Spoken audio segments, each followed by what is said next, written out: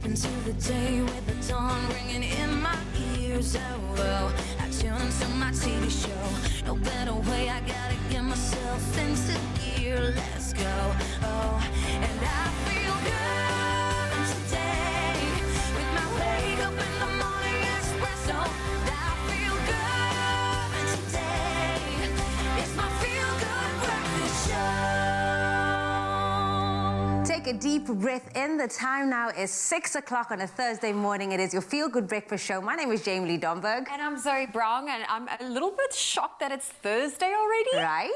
The 15th of July, believe it or not. Of July. Well, there we go. It is a busy month. It's a busy time period right now, but we also have a busy show for you on your Feel Good Breakfast Show. In fact, we aim to inspire as we celebrate World Youth Skills Day.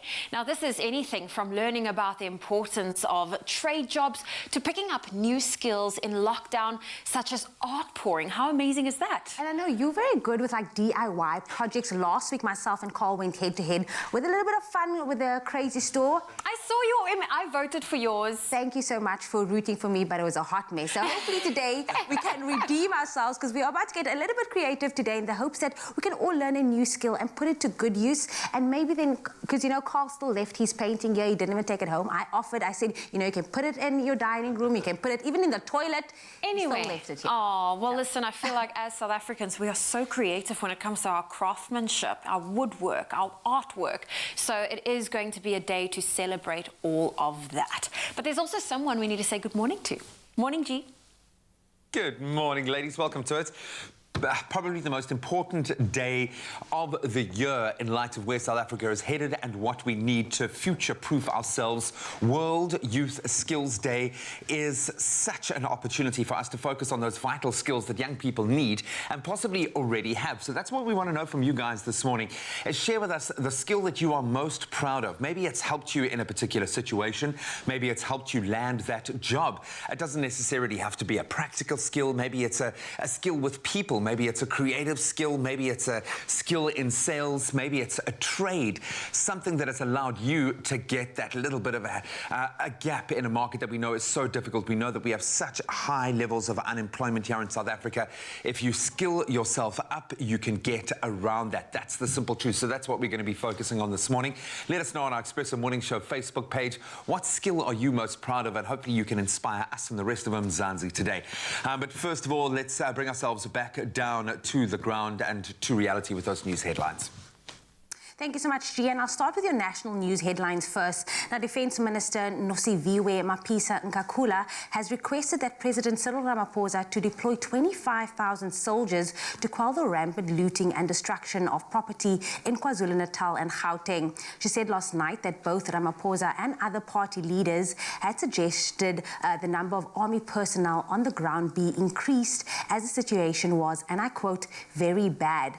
Now, meanwhile, Communications and Digital Technologies Minister Stella Ndabeni-Abrams appealed to people to use social media to expose those behind the widespread unrest. She said her department was playing its part to track down people inciting violence. And then earlier, President Ramaphosa told leaders of political parties that the government was intensifying its efforts to stem the violence and looting in various parts of the country. He said that the destruction witnessed by the nation hurt all South Africans, not only those in the affected areas, but mostly the poor, the elderly and the vulnerable. Now, meanwhile, the 46-year-old king of the Zulu nation, Mr. Zulu, appealed for peace and an end to the riots that he said were bringing shame to South Africa's largest ethnic group. Now, looking to news further abroad, the African Union Commission has condemned the violence in South Africa that has left at least 72 people dead. Now, the Commission chairperson, Moussa Faki Mahamat, said the AU, and we quote, condemned in the strongest terms the surge of violence that has resulted in the deaths of civilians and appalling scenes of the looting of public and private property. He also called for an urgent restoration of order, peace and stability in the country and full respect for the rule of law. And then Cuba has restricted access to social media and messaging platforms, including Facebook, Instagram, WhatsApp, and Telegram, amid widespread anti-government protests. Now, this as thousands of Cubans joined demonstrations in Havana and Santiago during the past few days to protest Cuba's economic crisis and handling of the pandemic, with some calling for an end to communism. Now, about 140 people have been arrested or reported missing during protests. Now, one person was killed in a Havana neighborhood during clashes between protesters and police. And then amidst the spree of arson, looting and violence in Durban, of late a mother trapped in a smoke-filled building with her toddler tossed her baby to a crowd in the street in a desperate attempt to save her. Now, Melokuhle, she will be 2 next month, was neatly caught by a group of complete strangers who had beckoned to Mom Naledi Manyoni to toss her to them from a balcony. Now, looters had started a fire in the building in which Naledi had been visiting her partner. They were on the 16th floor and the lift was out of order. Naledi frantically ran down the stairs with Melokuhle, but from the 2nd floor, the area was blocked. She then reached a balcony from where she screamed for help, and when the people beckoned to her, she tossed Melokuhle to them. Now, mother and baby were safely reunited by firefighters some 20 minutes later. So that is a bit of a good ending to that story. Well, that is where I leave your 6 o'clock news headlines. Here is G with a first look at the sports.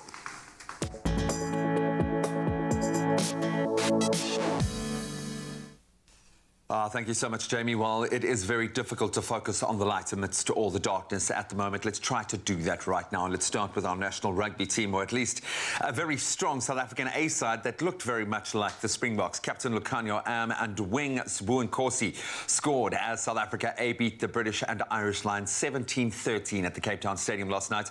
A strong and physical first-half performance by South Africa, securing that match and handing the British and Irish Lions their first defeat in their Lions Series tour. South Africa A will now take on the Bulls this coming weekend, while the Lions will be up against the Stormers, both fixtures taking place in Cape Town. And staying with rugby, the Currie Cup fixtures between the Sharks and the Pumas and the Griquas and the Bulls have been called off due to extraordinary circumstances. South African Rugby has confirmed yesterday the match between the Sharks and the Pumas tomorrow has been cancelled due to the unrest in KwaZulu-Natal, while Saturday's fixture between the defending champions, the Bulls, and Griquas has also been called off. All teams will be awarded 4 points, as the scores in both matches will be noted as 0-0. And Saturday's second match between the Lions and the Cheetahs in Johannesburg will still take place. Kickoff for that one is at 2:45 in the afternoon. Then on to football. South Africa will face Mozambique in the COSAFA Cup semi-finals. That was after finishing at the top of Group A. Bafana to enter the knockout stages of the competition as the only unbeaten team after a goalless draw against Zambia at the Nelson Mandela Bay Stadium yesterday. So the match between South Africa and Mozambique will take place at 2 p.m. tomorrow. 3 hours later, the second semi-final will see Eswatini up against Senegal. That's where we leave our sporting news for the moment. Let's get our first take on our Thursday morning weather and see what the temperatures have in store.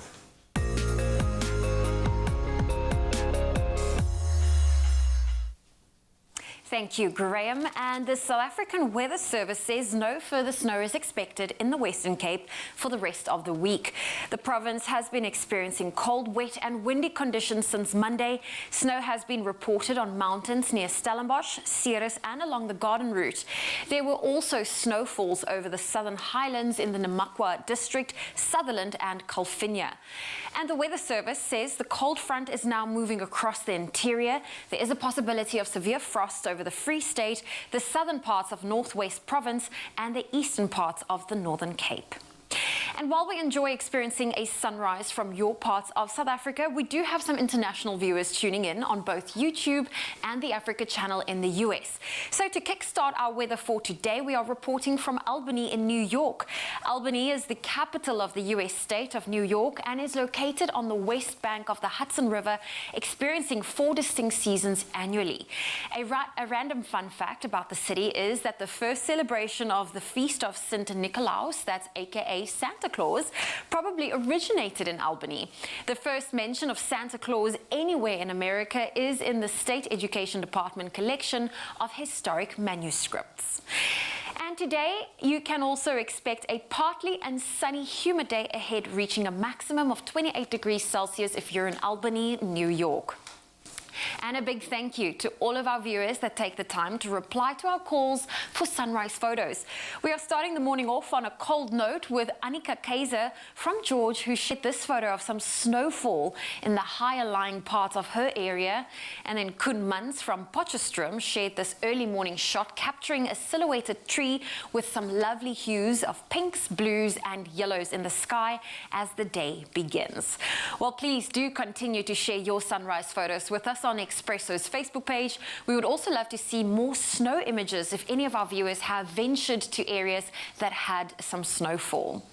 On that note, let's look at your temperatures across South Africa. If you're in Polokwane today, a partly cloudy day with a low of 3, a high of 16. Mbombela 8, reaching a high of 21. Pretoria 2, 16. Johannesburg 6, 13. Mahikeng 3, reaching a high of 17 for today. If you're in Klerksdorp, your low is 0, your high 17. Kimberley, a cold start of -3 with a high of 15. Bloemfontein -7, reaching a high of 15 for today. A sunny day in Richards Bay, 9:21. Pietermaritzburg 2, reaching a high of 20. Durban 11, reaching a high of 20 degrees Celsius. If you're in Mthatha today, a low of -2 with a high of 19 for today. East London 8:21. Craddock -4 with a high of 17. Gqeberha 5, reaching a high of 18. Sunny conditions in George, 6 is your low, 18 your high. Cape Town 5, reaching a high of 17. Worcester 3, 18. Sutherland -2 for today with a high of 10. And Uppington, a cold start of -1 with a high of 18 degrees Celsius. If you have a beautiful sunrise photo to share with us, please do so on the Expresso Facebook page.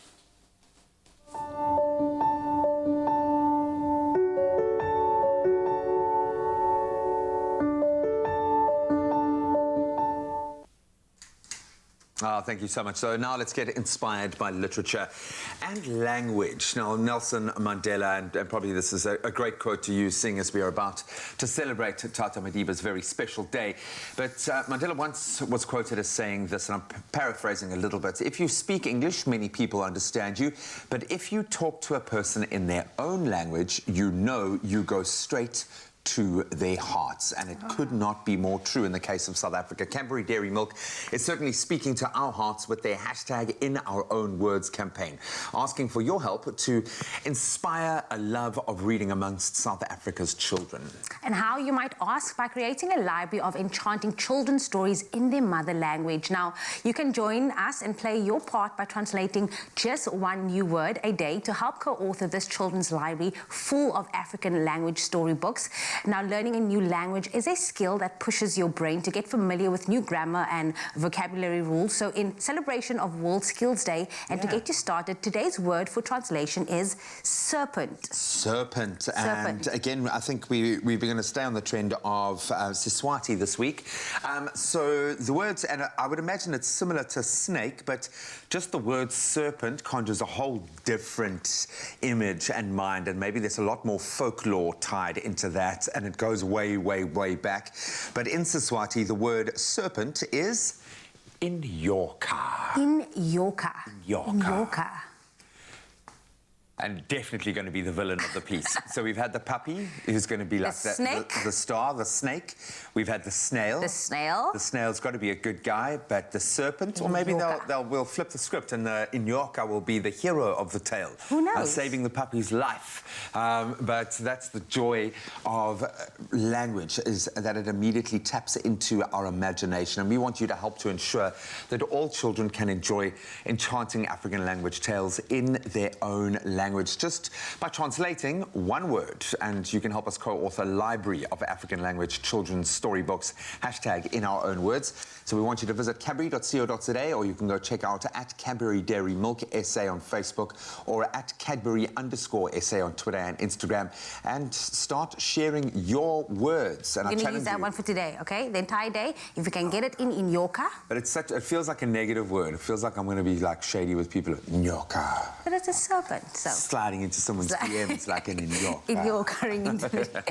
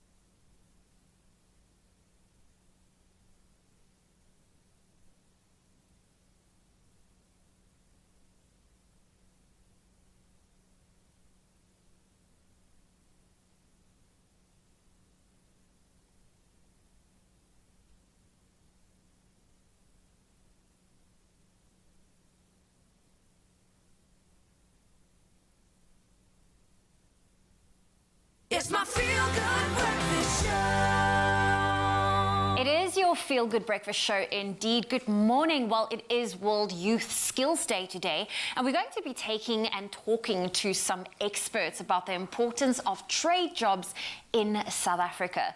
Now, Bulelwa Bongoza and Abigail Carlse from a higher education institution, they join us in studio to share some insight on this topic. Good morning, ladies. Hi, good morning, Jolie. Oh, How are you today? You know what, this is a very important conversation to have today, especially since the pandemic has hit. Now, I'm going to maybe start off with you, Bulelwa. How has the pandemic affected how technical and vocational education and training institutions, you know, how they impart skills to their learners? Morning once again, Zoe. It has been very, very difficult, but then as a technician and a program manager, I have had to adapt my teaching techniques to an online mode of teaching and learning.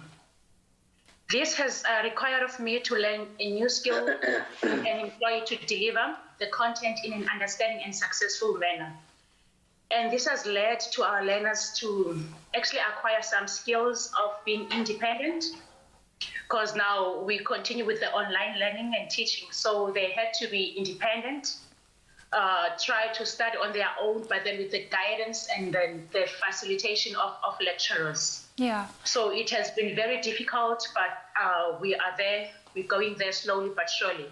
Thank you. It's slow and sure, but Bulelwa, how have they received it? Have they been able to be independent? I would assume so, because they have shown their part to learn and to try and acquire a lot from the online teaching. I would assume so, but it's slowly but surely. You remember, this is new to us, and we are trying our best. I can imagine, I can imagine. And Abigail, I wanted to know from you, how important now more than ever are trade jobs for the country? Well, Zoe, trade jobs, having a trade will never be obsolete. I mean, being in the manufacturing industry, it's part of our, the building blocks of the economy. So having that skill set and being good at it gives you that stepping stone to enter industry, to work, and also become an employer to many other people who, in the situation that we all need these jobs. Okay. Well, I have a question now, so any one of you can take it, but how will the world of trade schools now change post the COVID-19 world? I mean, I know this is all new for us, but have there been some plan in place?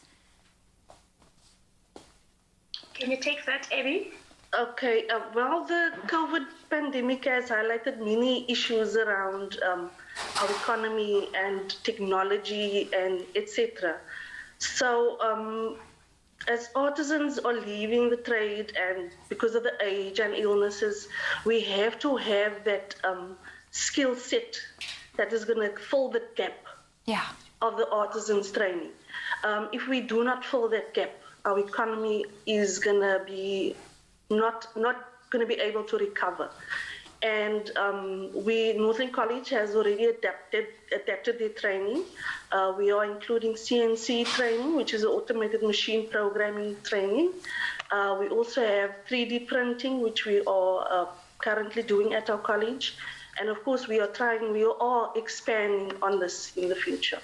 Okay, well, it sounds very exciting. Abigail, Bulelwa, thank you so much for joining me for this conversation for now.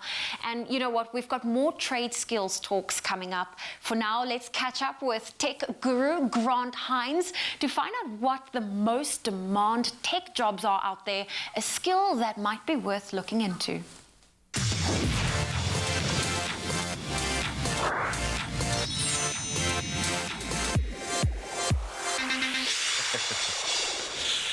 Thank you so much for that enlightening discussion, ladies. Let's stay on that trend right now. The tech industry is growing rapidly, but jobs are becoming more and more scarce. Or are they? Not enough people are being taught possibly to engage in new economies, and even worse, see them as a negative form of enterprise.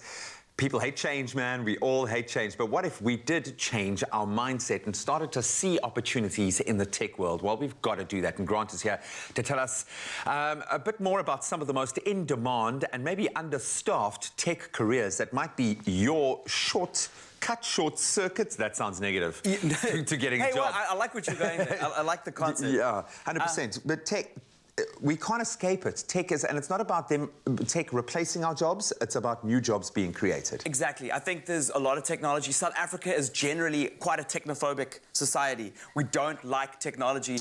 Often you'll go into, anybody that is getting involved in computers, like a lot of people are just very scared because they're scared of the unknown. Yeah. You see the uproar when Facebook changes. Yeah, for sure. People are very technophobic. There are reasons for those things. And the careers that are being created in technology are there, and there's demand for them, and we need to start filling that demand, or at least we can. If you are looking for a job, these are spaces that you can get into. So I'm just going to list and go through some of the most demanding jobs or in-demand jobs that are out there. And we say jobs of the future, but they're very much jobs of the now, because things are moving so rapidly, and there's almost an opportunity for you to help create your own job in that space. So take me through the top. Okay, so first up is artificial intelligence. That is like an incredibly important part. Artificial intelligence really just means machine learning.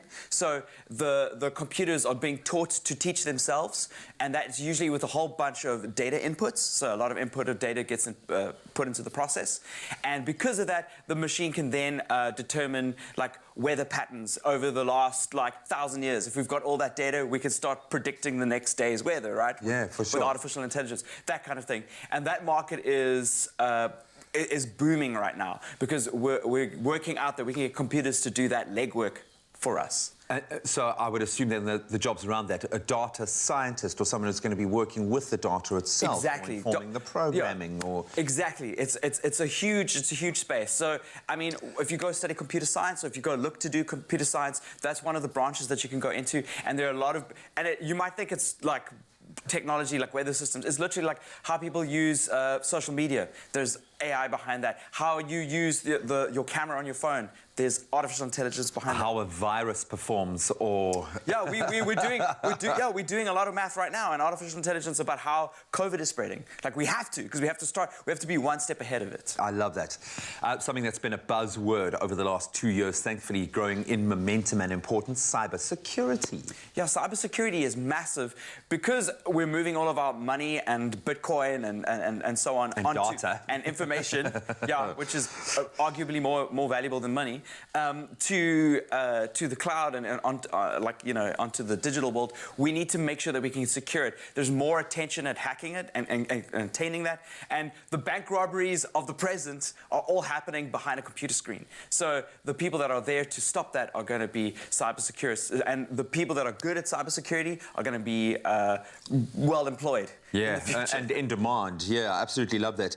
How has the software development landscape changed? There is an app for everything now. You've got kids designing their own apps for things. Software development is extremely important. Obviously, it's about deploying apps, it's about creating apps, about conceptualizing applications. And I'm not just talking about apps on your phone, I'm talking about applications across private business applications, things that are on your phone, on your computer, on your personal computer.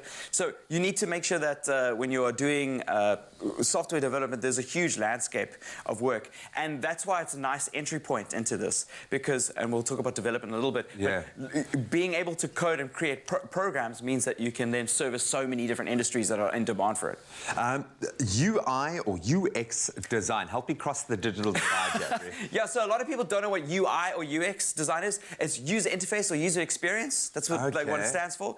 And how we use a app or how we use a piece of software is how we interact with it visually, right? And that's your user interface or user experience design. And the better your user interface, the longer you're going to hold your clients, the more information that you can feed your clients. You don't expect that your clients know technology very well. You shouldn't. You should make it a very intuitive experience, and that kind of skill is very much in demand. It's not a very techie skill, but it's a very intuitive skill that you can go learn. And you build wireframes for developers, and that's very much in demand because a lot of people are coding, but they don't know what to code. And UX and UI UI developers will show Provide them, the framework hey, here, to do that. I love that. and in any learnings, that's where AI comes in. You'll learn where people push buttons, and you'll. And it all comes together beautifully in this wonderful new frontier. I'm going to throw it right out there as we conclude. Maybe it's programming needs to be added to English, Afrikaans, isiZulu, Xhosa. I agree. I actually agree, because it is a language, and we are interacting with the entire planet with these languages. And they're not languages that are spoken. We're talking to computers and getting computers to do what we ask them to do it. And those are all talking phrases, right? Yeah. And that's why programming is a language. And the more of this language that you know as a student or as a person going into the future job market, the more employable you will be. And I cannot stress that enough. Spend your time learning how to code, spend your time learning how to program. It's imperative. I'm all for that. UI, UX design. I love it. Grant, thank you so much. Stick around. We're going to continue exploring some amazing new job opportunities. It's a focus on essential skills as we celebrate World Youth Skills Day today. Only you can make my day.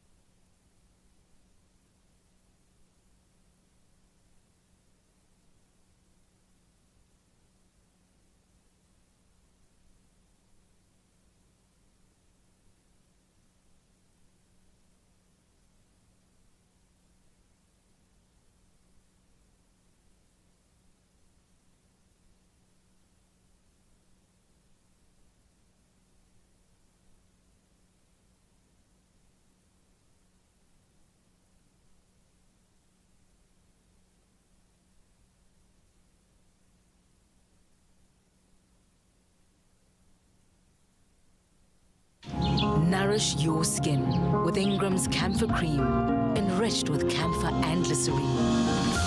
Trusted to restore and repair dry skin. Ingram's, your skin, your brave.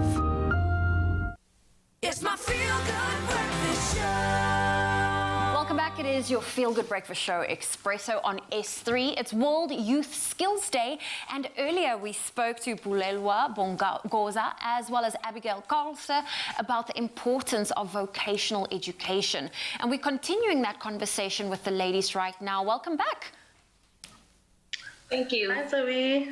Ladies, it's such a big conversation to have, right? Especially now where everyone's reassessing where they're playing in terms of what their skills are looking like.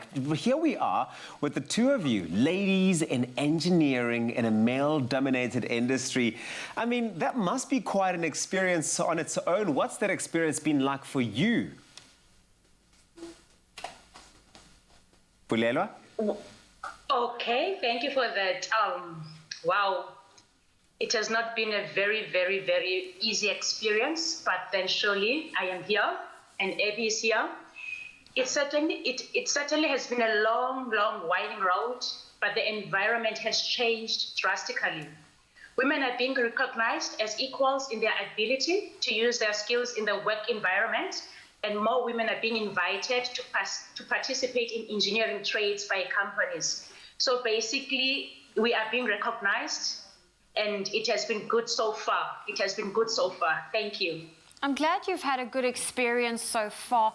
Abigail, do you think that this is still a career that is often overlooked in today's times? Well, I don't think so. I think we are getting more and more students that are interested in this career because they are aware of the ability, you're having a skill and the world that opens for you. your ability to work, fall into industry, your ability to bolt onto that, and also, like I said earlier, become an employer in the industry, provided you have the proper resources. So I think it's becoming more and more popular, which is a good thing. Okay. And here's the thing, and I often do wonder this, as a tradesman or as a tradeswoman, how do you go about building a good reputation for yourself? And I suppose it wouldn't be any different from what a man would do, but how do you, specifically in your experience, Bulelwa, build a good reputation for yourself and I suppose establishing yourself as a business? Wow, your work ethics, that is what is very important about a person. Being yourself, having your good self-esteem, trying to be projecting the business in a very good manner. So the work ethic is very important as a businesswoman or as a person or as a self. So that is what is very important. Very important indeed. Well, Abigail, I wanted to know from you, as we're about to wrap up our conversation, do you have any final tips and words of advice for any youngsters interested in this career path, and to give them an honest look at to what to expect? Well, I would tell them to always want more out of your career. I mean, you can't just settle, you have the skill now, we're just going to do that for the rest of our lives. Always want to build, always want more, always go onto social media or the internet and see what new developments there are, how you can improve on the skill. And of course, always to keep on studying, keep on adding to that education and build on those blocks. Also, very importantly, never to give up. It can get very tough in the engineering industry sometimes, and you have to be able to withstand, move forward, and like I say, never give up. I love it. I love it. Well, ladies, thank you so, so much for never giving up and being the light. I think that you've inspired so many people out there today to look at where they're playing in the skills space and how they're able to sort of upskill themselves and be able to be good, solid players in that space. Thank you so much for being such an inspiration.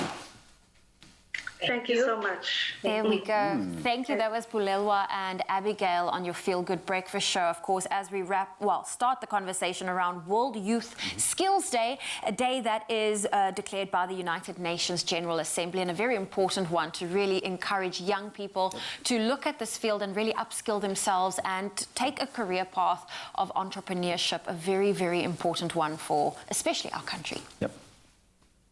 Thank you so much, team. Is it weird the whole time I was just looking at our two colleagues and how unbelievably beautiful they are? I was wondering why you're staring at the visa. I just thought you wanted to be shady again. Man. It's I thought you wanted to call him in Yorker. Their hair game, hey? Gonna slide into the DMs like in Yorker.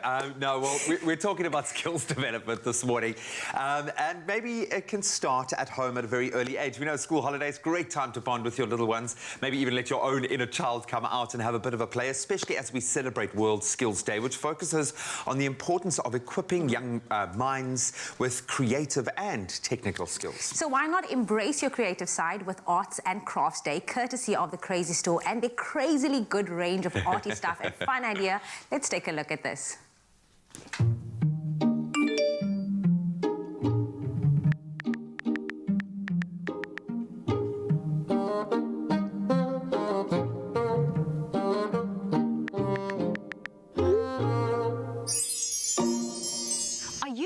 For specific items to take your school holiday arts and crafts projects to that next level?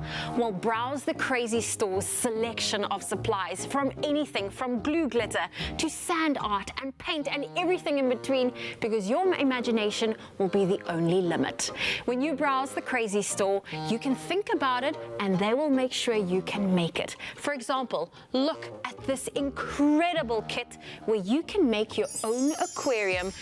This will certainly unleash your creativity and keep the kids busy for hours. So inside, you'll find your instruction sheet, some stickers, some colorful cardboards for you to cut along the dots. This, of course, is your aquarium, and we have some fun shapes, some tissue paper, as well as some beads and string with some glue. Now that your box is assembled, use the blue tissue paper and add some glue to it and stick it onto your box to create the water. I find the more you stick, the better it looks, and of course by sticking over each other and a little bit on the messy side, it gives your water some texture. And if you find that you're getting tired of just putting glue onto the tissue paper, simply take your glue stick and rub it all over the box and just stick your paper onto it. When decorating and creating your fish, you have so many options. Play around with colors and shapes and really just have fun with it. There are even cute little googly eye stickers to give your fish some cute personalities. During the school holidays, it's actually so important for kids to experience some form of boredom, because that's really when your creativity gets sparked. By being bored, that is when you get to pick up the crayons, take out the coloring book, and by having these really cool projects at hand, you're just boosting that creativity for them. And kids, remember, when working with scissors, make sure to have adult supervision or have a grown-up help you. And a nice little tip to get the glue to stick and work is to simply add your glue and use a peg to keep it in place until it dries. I loved building and constructing things, so if I had to be a kid, I would relate most to building my own aquarium.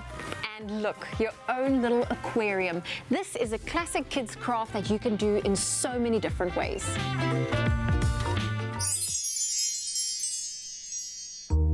Have you ever wanted to create your own mini masterpieces?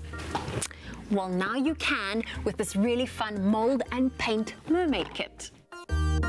This is the perfect kit to allow your kids to discover their own artistic abilities. Simply use the mold, the plaster, as well as the paint and brushes that's included to create your own mermaid masterpieces. I love the Crazy Store's arts and crafts projects that are ready to make. It kind of makes me wish these things were around when I was a child, because everything is included. You don't have to go and buy your paint and your brushes and your paper. You simply buy a kit and everything you need is in there. These little mermaid molds are perfect to add to your bedroom for some decoration, or simply add a magnet strip and pop it on the fridge.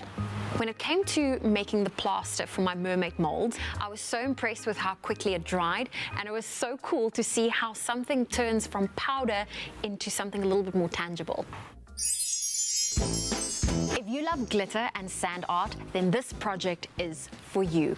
You can go crazy with these, and with a crazy selection available, simply stock up on your favorites and get started on this really fun project. You want to slowly peel the stickers off before you add your colorful sand or glitter. But remember not to pull off all the sticker at once, because you don't want to mix all the colors.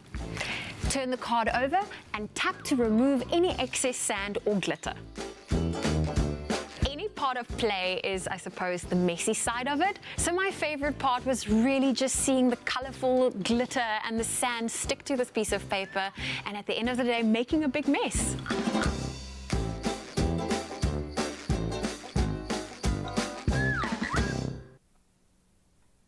Zoe really is the coolest DIY princess. Like, she just makes everything look so effortless. If we had to try it... I know.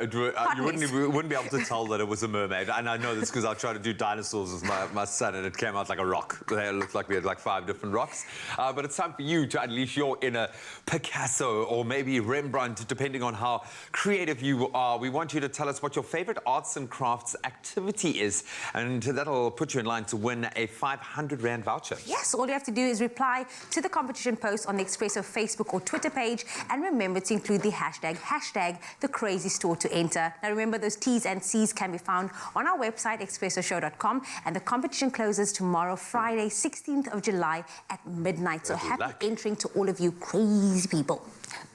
Whoever you are, whatever you need, you'll find great value for the whole family at the Crazy Store. So duck into a store near you and be surprised. Oh, you can make my day. Becoming a parent fills you with delight, nerves, and questions. Now, an original South African app has the answers. Whether you're expecting your bundle of joy or raising a preschooler, the Purity Journey Journal app is a breeze to use. Sign up for free and choose from a host of features, including 24/7 medical assistance, expert tips, and milestone tracker. Sign up to the Purity Journey Journal app for whenever you need some guidance along your parenting journey.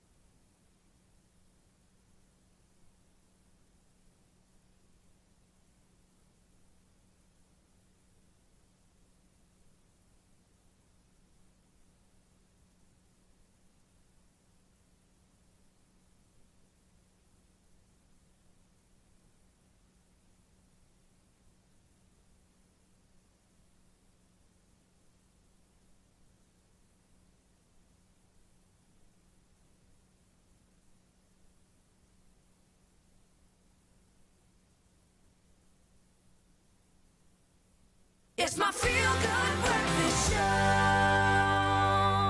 Welcome back to what has been thus far a very feel-good show, because we are focusing on the brilliance of our young people, yes, being World Youth Skills Day, but we're also looking at an opportunity being Mandela Month, building towards Mandela Day, an opportunity for all of us to do something special. Now, Simon Sinek once said, don't give to get, give to inspire others to give. And in the spirit of Mandela Month, we encourage everyone to give back. And the Santa Shoebox project is a very novel, brilliant, and a really easy way to do this. So today we are joined by the executive committee member of the Santa Shoebox project, Nikki Lopez. Good morning, Nikki. Thank you so much for joining us and for bringing a few of the goodies here.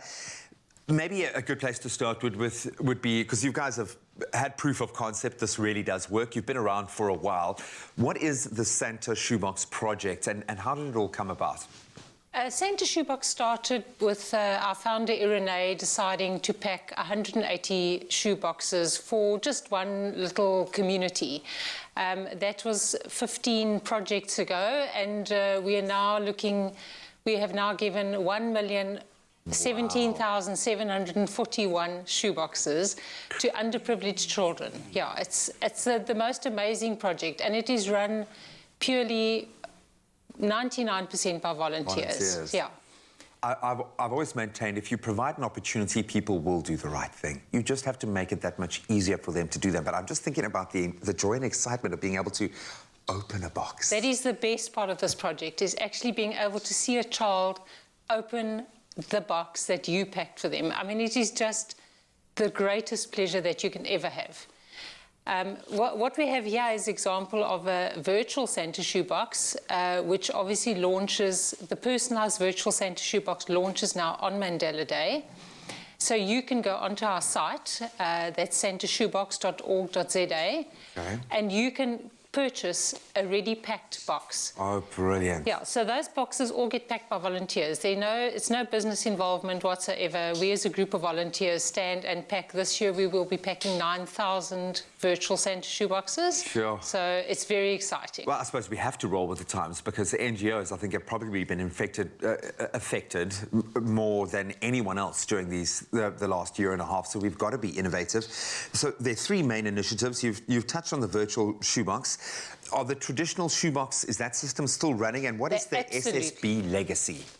Okay, the virtual Santa shoeboxes are definitely still running, and we still rely heavily on the public to pack their own boxes, put their own bit of magic in, put in their love. The pledges open for that on the 1st of September on our website. Okay.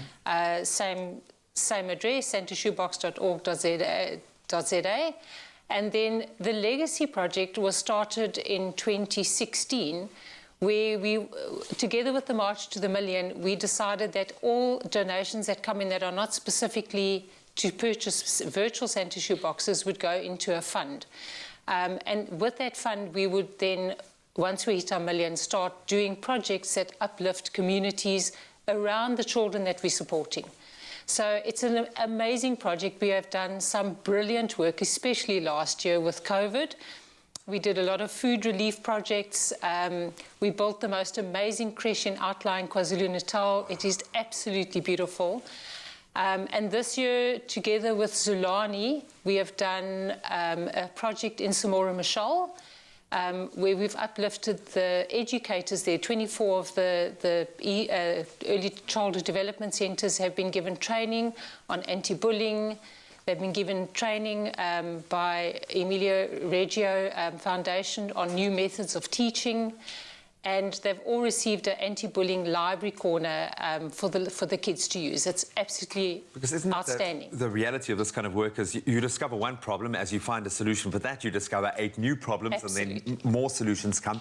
Let's focus on the box specifically now. When I want to lovingly create a box, what needs to go into this bundle of joy? There are 8 basic items that every box needs to have. That's firstly your toothbrush, toothpaste, soap, face cloth. Brilliant. Educational supplies, sweets, a toy, and an outfit of clothing. Oh, those are your 8 basics. You can put whatever else you would like in. Really, we don't mind. The sky is the limit, and I mean that for you and your organisation. You've already done the hard yards. I know it's so difficult to prove yourself and to prove a concept in this space. You've done that, and I hope people embrace this, not just for 67 minutes of goodness and giving back, but for the rest of the year. And I love the sound of your legacy project. Kudos to you and your team. Thank you very much. We're going to have those details on all of our social media platforms on how you can get involved. But you can go to santashoebox.org.za to find out all the details and start thinking. Let your imagination fly free. Imagine what a young child would love to find in that box and start creating your own Santa shoebox. Well, we are still celebrating World Youth Skills Day by putting our creative skills to the test. Now, last week, myself and Carl were challenged to a paint-off, and it was a hot mess, everybody. And now we are taking inspiration from the Santa shoebox, and we'll be challenged to decorate a shoebox that we can donate using arts and crafts from the Crazy Store. Now, then it will be up to you at home to decide which box was best decorated. So we have our 2 artists here this morning. We have Zoe Brown, who's already getting in the work, and Uncle Tabs. I think that it's rather unfair that Zoe, being the pro that she is at this, has already given herself a head start. I mean, come on, honestly. But it's like, this is fun. This is therapeutic. This is the good stuff. Okay, cool. So, to be fair, Uncle Tabs, if I was you, I'd also be a little bit nervous because Zoe is the DIY princess. She really is. She is. That's the thing. You know what? The cool thing is with the Santa shoebox, when you register and for a child, they give you this little checklist that you print out, and it's something you need to add to your box. So keep some space for it. But for example, I'm doing a box, decorating it for Nicole. She's 6 years old, a little girl, and her clothing size is for about a 7-year-old. Yeah. So of course, Girls like pink, Yeah. girls like glitter, so that's what I'm decorating my box Okay, that's with. great. And I love that it's already sort of, there's a guideline for us, right? So I've got Buhle here. What is your Buhle a guideline? boy. Okay. Buhle is a boy. He's 4 years old. So I've got to think of what I would have liked as a 4-year-old. And it's going to be very interesting, right? To see It how is the- going to be very you have interesting. liked as a What would you have loved? I don't know yet, but whatever I come out with is what I would have liked as a 4-year-old. So Buhle, know that whatever it comes out like, however it comes out, is what I would have loved. Bring out your inner child. I feel like I love googly eyes. Googly So I'm going eyes, to give my Christmas tree some fabulous googly eyes. That looks so pretty. And I love that you have a variety, you know, from the Crazy Store. You have some paintbrushes, you have some glitter like Zoe used. You're going in with the red. I'm going in with red, so I'm going to be using all of the colors. I think that when you're a 4-year-old, I mean, let's be honest, all you really want to see is color. Color over here, color over there, Colour everywhere. Oh, yes. So that's exactly what I'm doing. I'm going with the red, I'm going with the greens, I'm going with the blue. I mean, there's a whole variety, and so I'm going to be making sure I'm tapping into every single one of these. Okay, and I see that we also have some cool paper as well, if you guys want to get use of, make use of this as well. We have a scissor, some acrylic paint. I know you set everything out for you. I like... Okay. Look how neat you're working as well. Well, so I love bows. I have a weakness for bows. My cat wears a bow, so now this Christmas tree is Oh, going to get a cute, bow. man. I'm sure Nicole will love that for her box. I hope Cute. so. I hope Okay, so I mean, a Christmas tree has always got to be green. I mean, it doesn't matter how expressive you are with color. I think you can't make a Christmas tree red. So Why not? my plan of Your action. imagination is the only limit here, Tubbsy. Well, you know what? If the lady of DIY says it, then that's it. That's exactly what I'm going to be doing, going with imagination. I'm actually getting flashbacks now because I remember a few weeks ago you and I did the ceramic plates. Don't And please now take me there. I'm seeing it here in front again. Very abstract, you know. It's Yes, and I think that's exactly it. I think abstract is a form of expression, and I'm a very expressive person. You You are are. indeed. You are indeed. And it's looking interesting already. Zoe, I love the use of colors, the bow, obviously. There we go. I know, I'm having a lot of fun with this. I just want to, I'm working around the glitter options that I have. So I'm adding some blue to my box. It's hard not to go wild with this sort of thing, right? Oh, you go in with the glitter. I'm going in Zoe's with the like, glitter. pack it on. Listen, the more glitter, the more better. Because the thing is, when you tap it, you're left with beautiful glittery stars. I think we need to add a heart. I must say the Santa Shoebox project is really fantastic. The work that they do out there is so inspiring. You kind of just really want to get involved, right? Now, of Easy way course, to get for you involved. at home, you can remember to vote for the box that you think is best decorated. Is it going to be our DIY princess, Zoe Brown? Or is it going to be Uncle Tabsy with his abstract box? Don't call it Who knows? that. What would you call it? Be honest, what would you call it? A nice box. A nice box. Nice box. But let us know on our social media platforms. Team Zoe or Team Tabiso. We'll do the big reveal a little bit later on. There we go. Only you can make my day.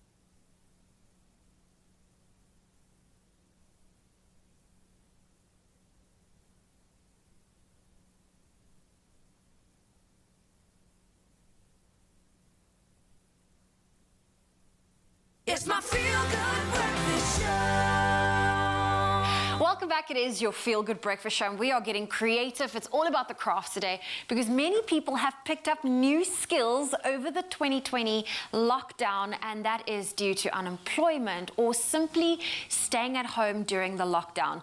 Now, one such person is Colin Hines, father to our very own Grant Hines, or should I say soon to be grandfather, Papa Hines. There we go.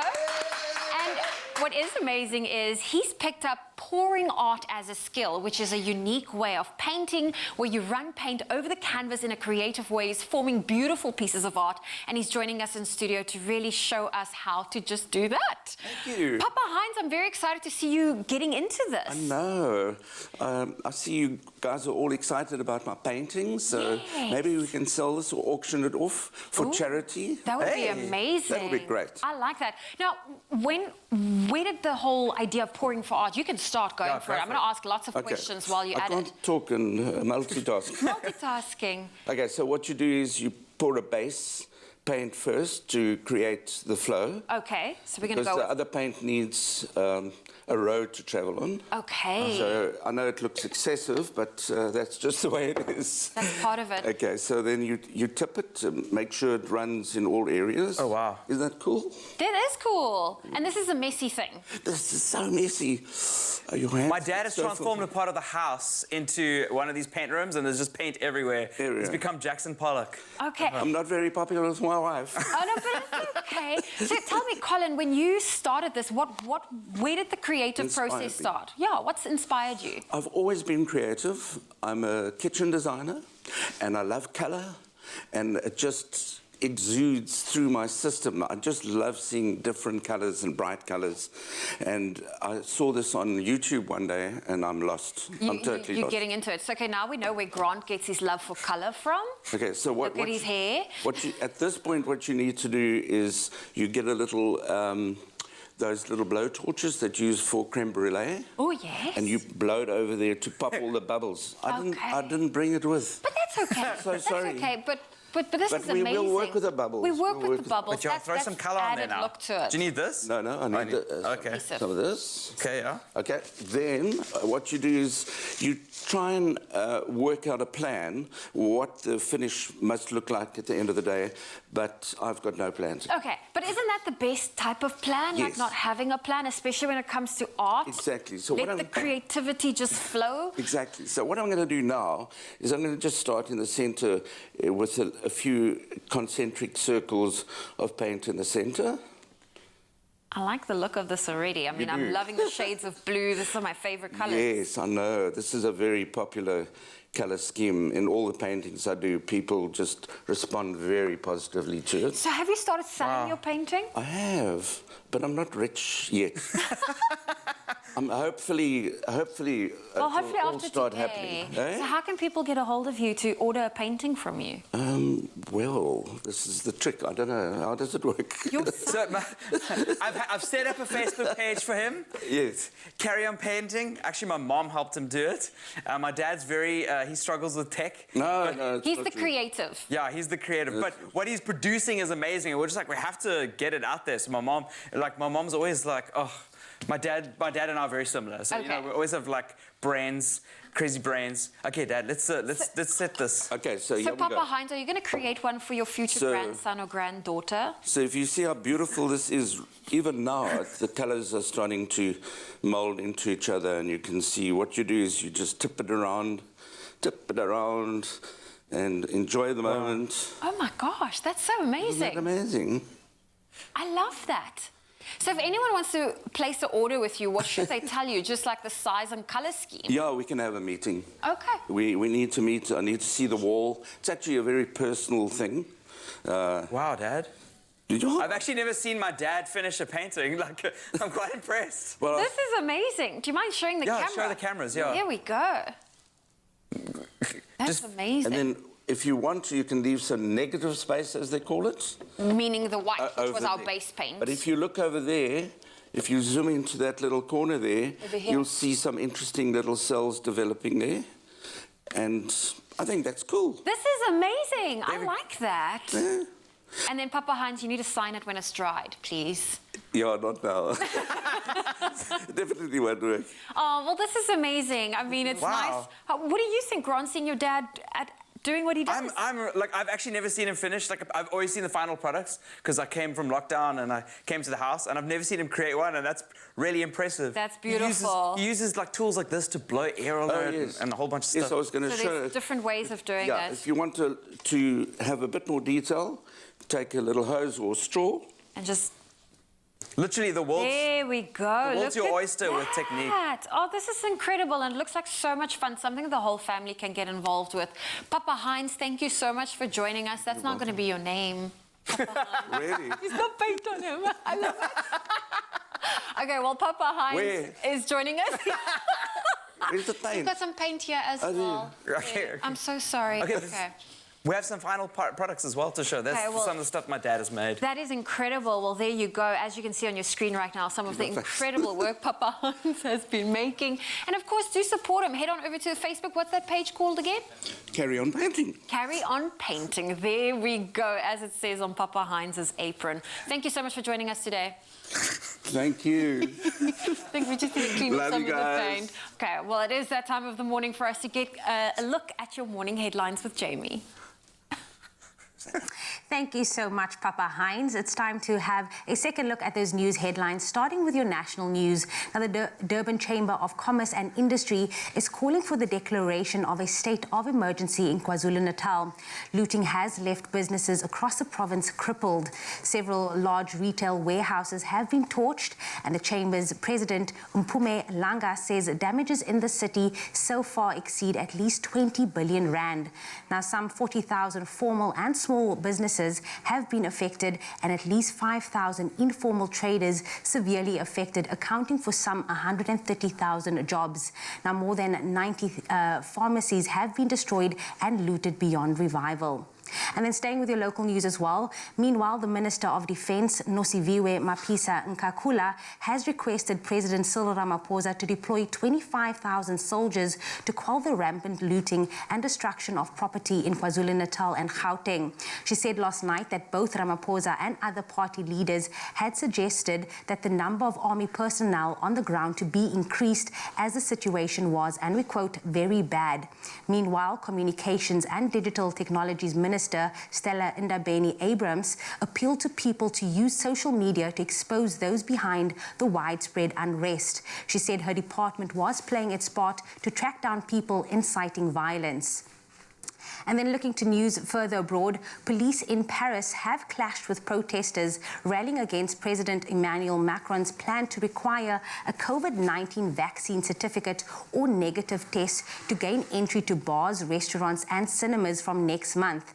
Now, Macron has announced sweeping measures to combat a rapid surge in new coronavirus infections, including the mandatory vaccination of health care workers and new health pass rules for the wider public. Now, critics accuse the president of discriminating against those who do not want the COVID-19 jab. And then the African Union Commission has condemned the violence in South Africa that has left at least 72 people dead. The Commission chairperson, Moussa Faki Mahamat, said the AU, and we quote, condemned in the strongest terms the surge of violence that has resulted in the deaths of civilians and appalling scenes of the looting of public and private property. Now, he called for an urgent restoration of order, peace and stability in the country and full respect for the rule of law. And then a day after suffering devastating damage that resulted in some 5 million rand in precious equipment loss, South Africa's oldest community radio station, Alex FM, is being helped with funds and a place from where it can broadcast now. Now the Alexandra-based community station in Johannesburg was not spared during violent looting in the township on Monday and Tuesday. Alex FM's Kabelo Kyalotswe said studio computers and audio equipment were stolen and the property was damaged. Now, the station has been in operation for 27 years. The South African National Editors Forum condemned what it called thuggery in the community. On Tuesday, the chairperson of Prime Media Broadcasting, Geraint Williams, challenged the broadcasting industry to help rebuild the station. Now, the company pledged 50,000 rand to assist Alex FM, and online radio station Cliff Central also offered temporary premises from where Alex FM would be able to broadcast. Some good news for the community of Alexandra. But that is where I leave your 7 o'clock news headlines. Here is G with another look at the sports.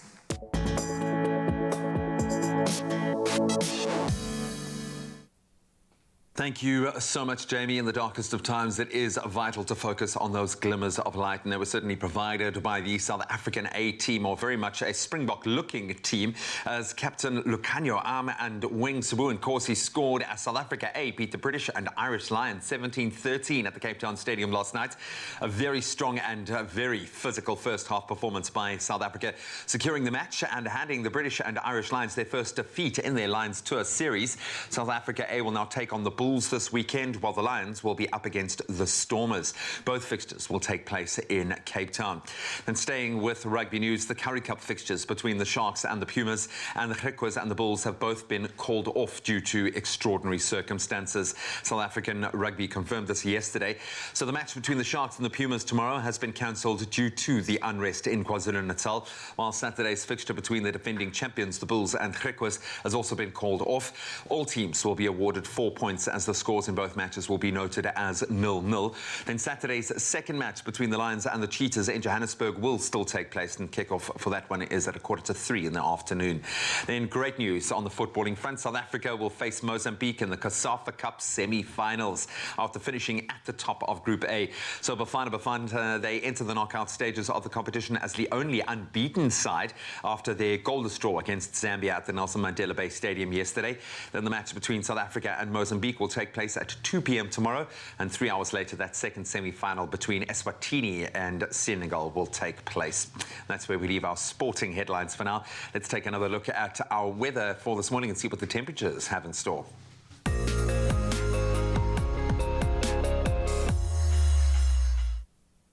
All right, so the Council for Geoscience in South Africa has now confirmed that it recorded 3 earthquakes yesterday, 2 earthquakes occurring in and around Welkom in the Free State.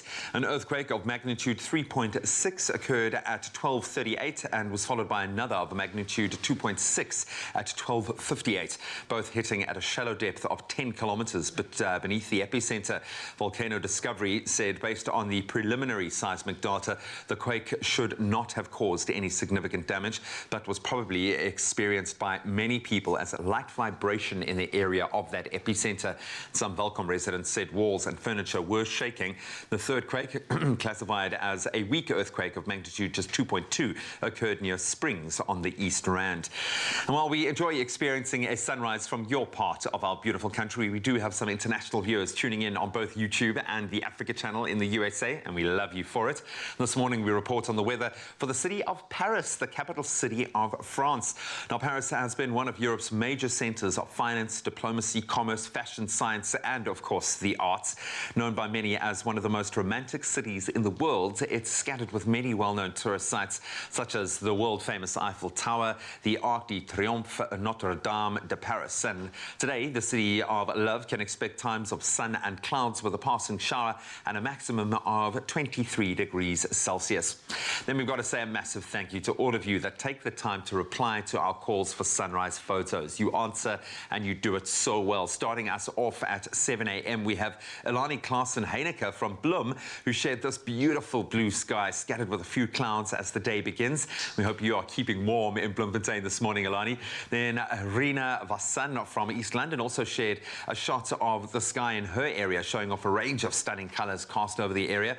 Please continue to share your beautiful sunrise photos with us on the Expresso Facebook page. We would also love to see more snow images if any of you are brave enough to get out there and have ventured into the areas that have had significant snowfall. But let's get into those temperatures for the day.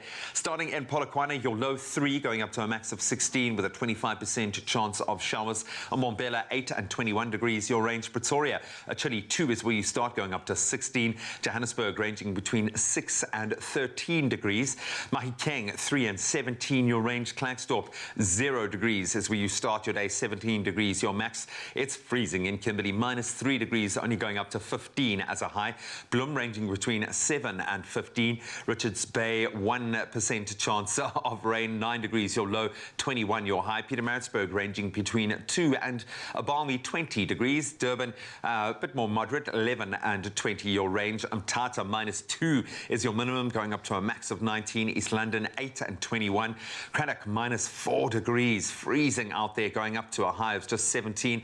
Gqeberha, 5 degrees your low, going up to 18. George, 6 your low, going up to 18 degrees as well. Cape Town ranging between 5 and 17. Worcester, 3 and 18. And then a chilly start in Sutherland as well, -2 degrees, going up to only 10 degrees, sadly. Then Uppington, you kickstart your day on -1, but your high is 18. So stay warm, South Africa. But thank you once again for all of those beautiful sunrise pictures. Keep them coming.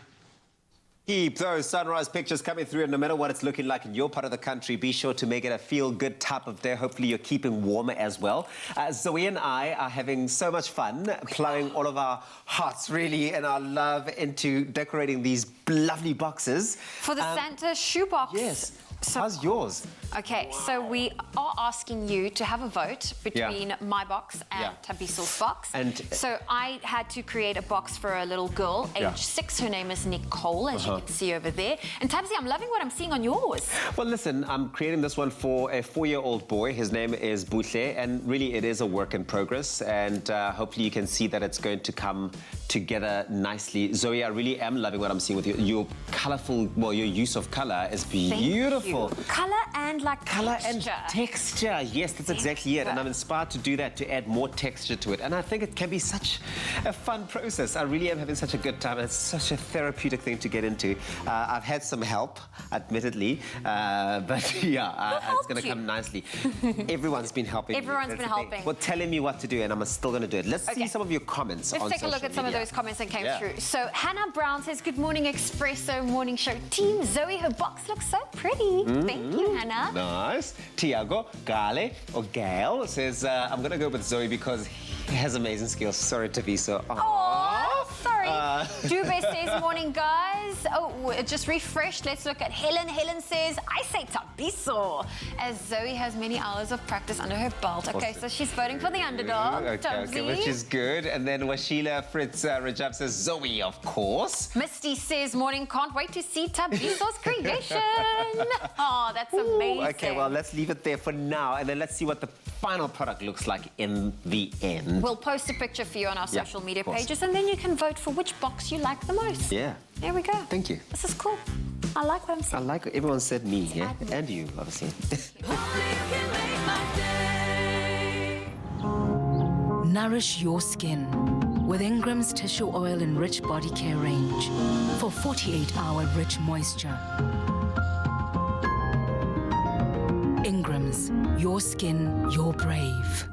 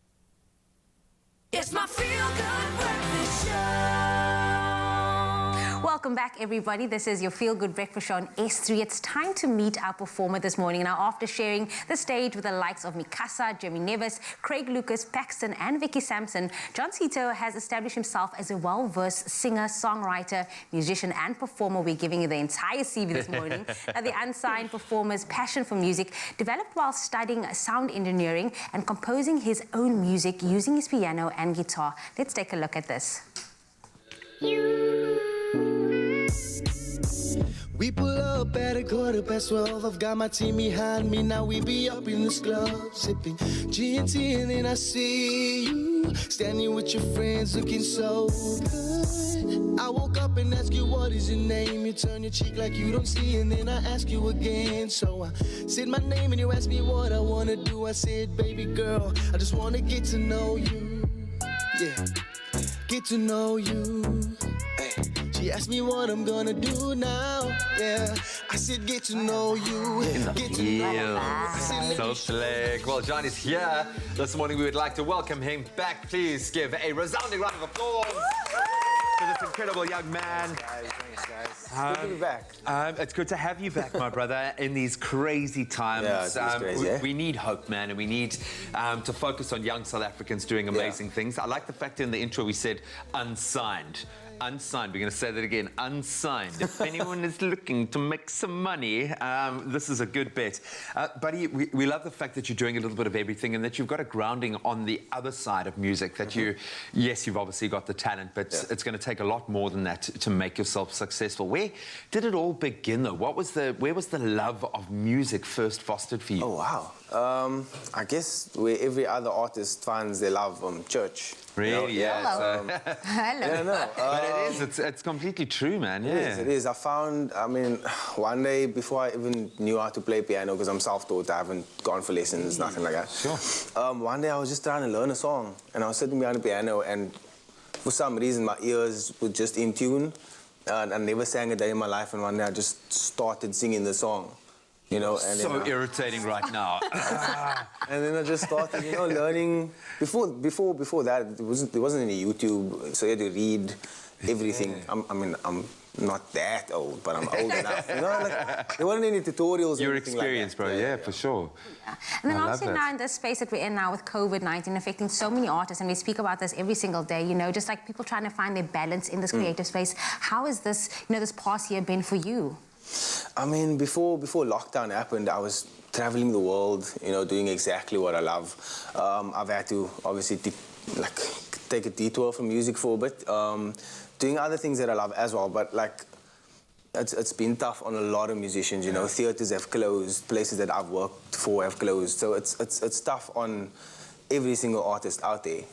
Completely, but you get creative, and it's a time to be creative. And I'm amazed at how many artists have released new music, created albums, maybe had a beat to consider what they want to do, the kind of music they want to put together, the artists they want to collaborate with. And you've obviously worked with an amazing array. We gave a list of some of the top performing artists in the country. Your kind of music lends itself to a great collab, whether it's on a hip-hop side or maybe an Afro beat, certainly within the R&B space. Who would you like to work with? Ooh. Manifest it. Ooh. I think actually Mikasa, I think Jay Something is literally I think he's amazing. And he does it doing all. right now. Exactly. Yeah. He literally does it all. You do know that G's best friends with Mikasa. Don't you want to call them quickly? Just and he doesn't listen to my advice at all. He knows I'm completely tone deaf. But we can put it in a good word. No, definitely. No, but you must put it out there because we're seeing the strength of South African and African music at the moment is the collaborative effort. Obviously, while we're on this manifesting journey right now, what can we expect for the rest of the year 2021? Where are we seeing you? What are you hoping to achieve this year as well? That's the thing. Because of lockdown, this lockdown that happened now, all my gigs are cancelled again. So it's yeah, I've been there, bro. It's frustrating when you literally just book gigs, and as soon as you do, boom. Yeah. So for now, I think just practice, learn everything you can, and go from there, you know, right? Hone your craft, Yeah. singing some of the most amazing songs out there, and you're going to be performing for us this morning. You're going to be, and I love this, James Arthur, Johnny Bellick. You're going to be pushing that voice, that vocal to the limit, which we absolutely love. Yeah, man, but you got to do it. This is a time for self-improvement, self-reflection, and an opportunity to thrive, maybe in a way that we didn't expect. There are still silver linings out there, but so happy to have Jean in studio, dude. Always an absolute pleasure, and hopefully you are going to get just as much out of seeing 2 live performances on the way. Well, it's set to be quite a treat, right? Now, time for us to bring it to the kitchen. The truth is, we love the coziness of a warm cup of coffee on a cold winter's morning. It's true, it's a fact.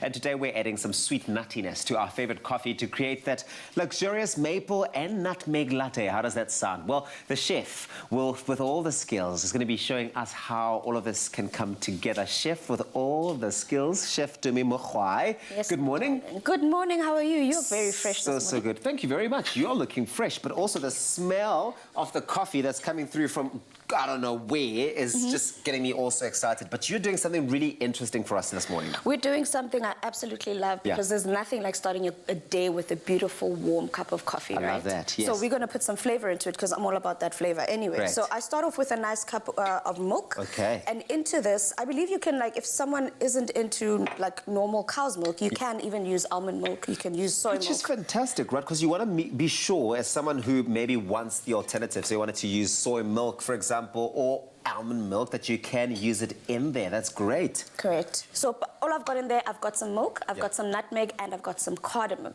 All that does is those flavors that we've got in our coffee, or rather in our milk, are going to pair perfectly with the coffee that you're making. I think you probably should get started on I love that. And there's nothing better than something marrying really nicely with the flavors of your coffee. So what I've done here is I've put our capsule in the machine. We're going lungo. Let's go. We're just going to go lungo and let that go. Let me tell you something. So these are South American Arabicas. You already know how great those are.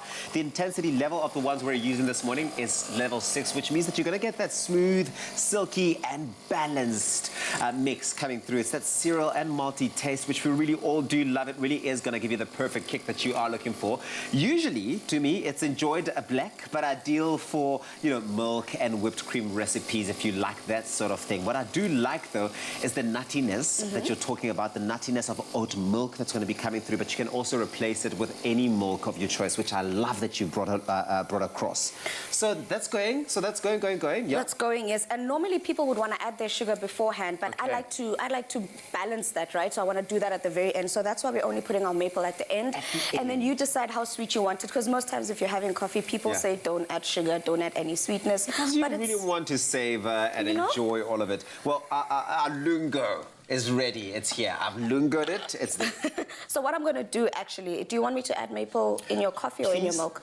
In my coffee. In your coffee. In my coffee. So let's start it there, because we still want that beautiful layer, you know, of milk that we add at the top. So all I'm going to do now is once we've put our maple in there, we go in with our coffee. Nice. Or rather our flavored milk, and there we go. We're going to create But look at it all just married together so nicely in that cup. It really is so heavenly. I love that. It's already mixed and...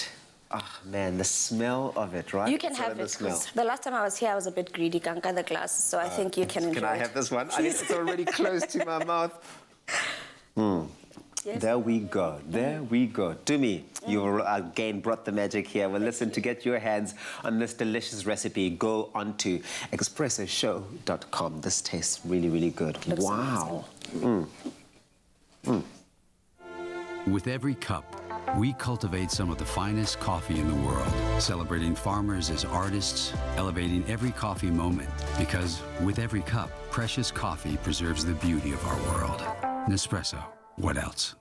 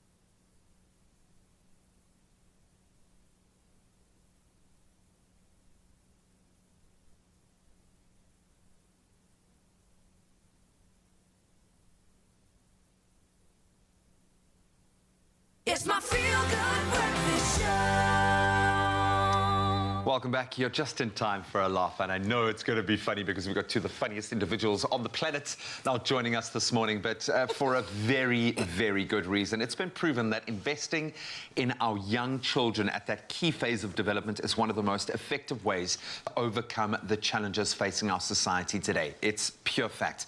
And the Cotlands MPO has recognized this and has made the mission to focus on providing high-quality, play-based early childhood development to children in need.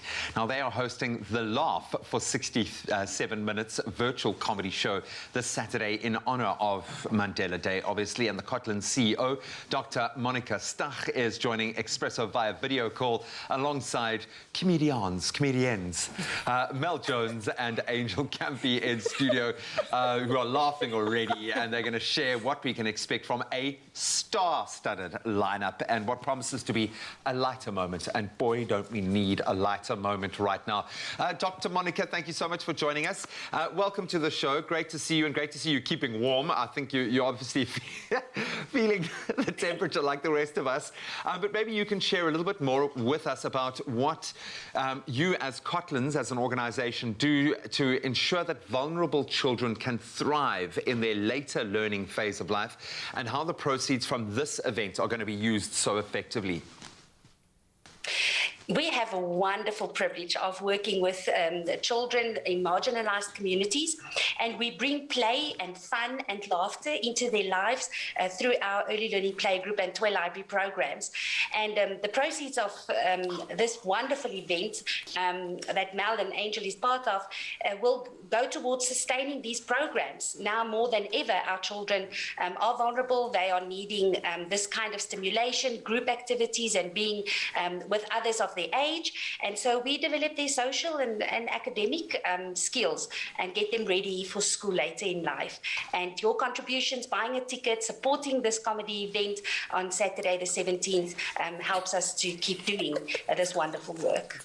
And it's amazing work, and I've got two young kids, and I understand all too well what it takes at that early childhood development phase. I'm also very immature, so this sounds like my vibe completely. Mel, Angel, thank you, ladies, for being here. You've been giggling in the corner, which is a good sign. And I would imagine this is a wonderful opportunity in light of everything that is going on right now in this crazy world of ours. Why do you think, Mel, it's important for us to have a moment of levity, to have a laugh, even if it's just for 67 minutes? I think we should be laughing for longer than 67 minutes, but this is a good time to start, It's a good I imagine, start. on Yeah. Saturday.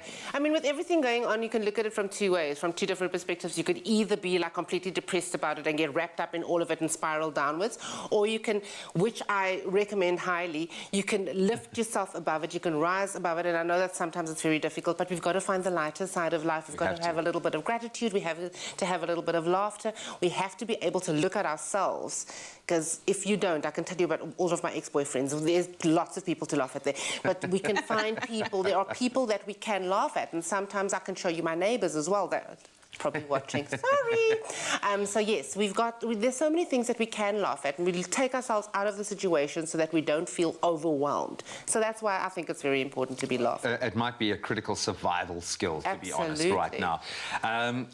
Angel, you know, you find yourself in good company with this one. Right.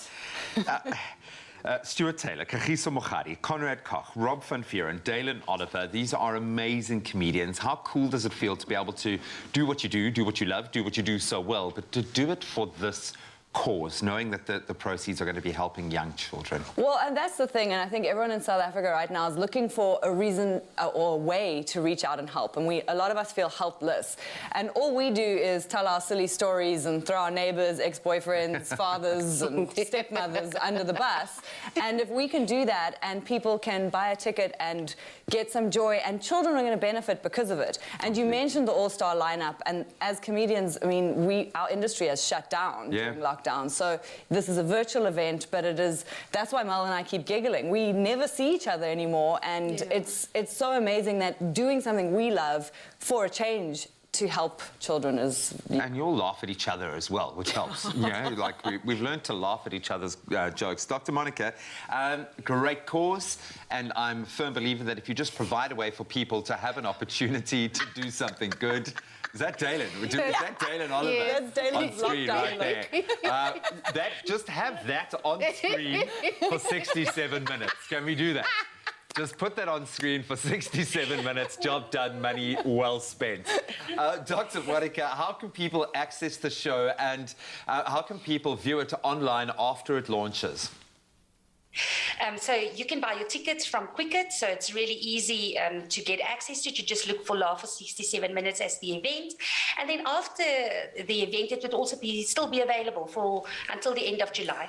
So we're very thankful that the public can continue supporting us in this manner. Just very quickly, ladies, how's it all going to work with jamming so many people into one lineup? How's the set's going to work? What's the deal?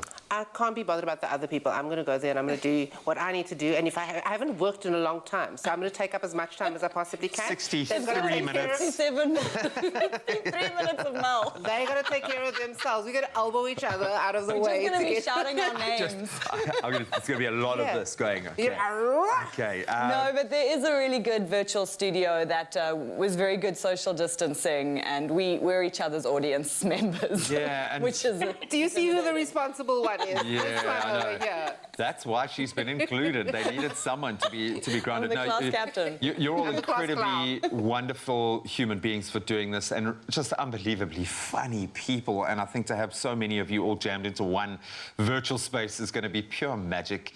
I'm almost sad it's only 67 minutes, but you can go and show some love. Get onto Quicket right now. Go and get your tickets. They're going at a steal. This is an unforgettable opportunity to laugh. And who doesn't like a good laugh? That does promise to be a great laugh indeed. Can't wait to be laughing at all of Angel Campy's neighbours' stories. But certainly something to be looking forward to. You're not going to be laughing about this one. You're going to be jamming along. It is Jean Sito here on the Expresso stage. He's going to be giving us that Say You Won't Let Go, his version, the guitar version of James Arthur's song. And of course, he's rocking them good boots. I'm rocking them good boots because the question is, what's a man without a good pair of boots? Nothing. Take it away, man.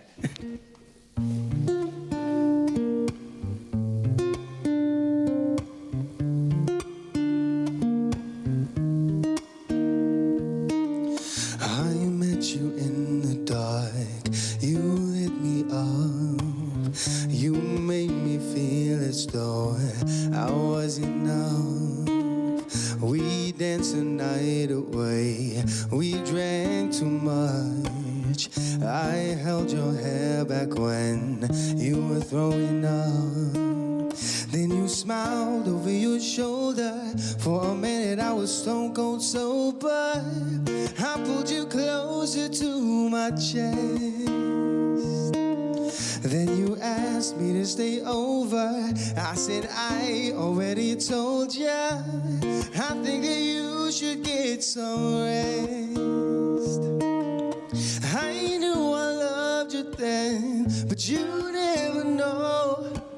'Cause I played it cool when I was scared of letting go. I knew I needed you, but I never showed. And I wanna stay with you until we're gray and old. Just say you won't let go. Just say you won't let go. I wanna wake you up with coffee in the morning. I wanna live with you even where we go. And I want the kids at school, wave them goodbye. And I thank my lucky stars for that night. And you looked over your shoulder. For a minute I forget that I was older. I wanna dance with you right now. And you look as beautiful as ever. And I swear that every day you'll get better. You make me feel this way somehow. I'm so in love with you, and I hope you know, darling, your love is more than worth its weight in gold. We've come so far, my dear. Look how we've grown, and I wanna stay with you on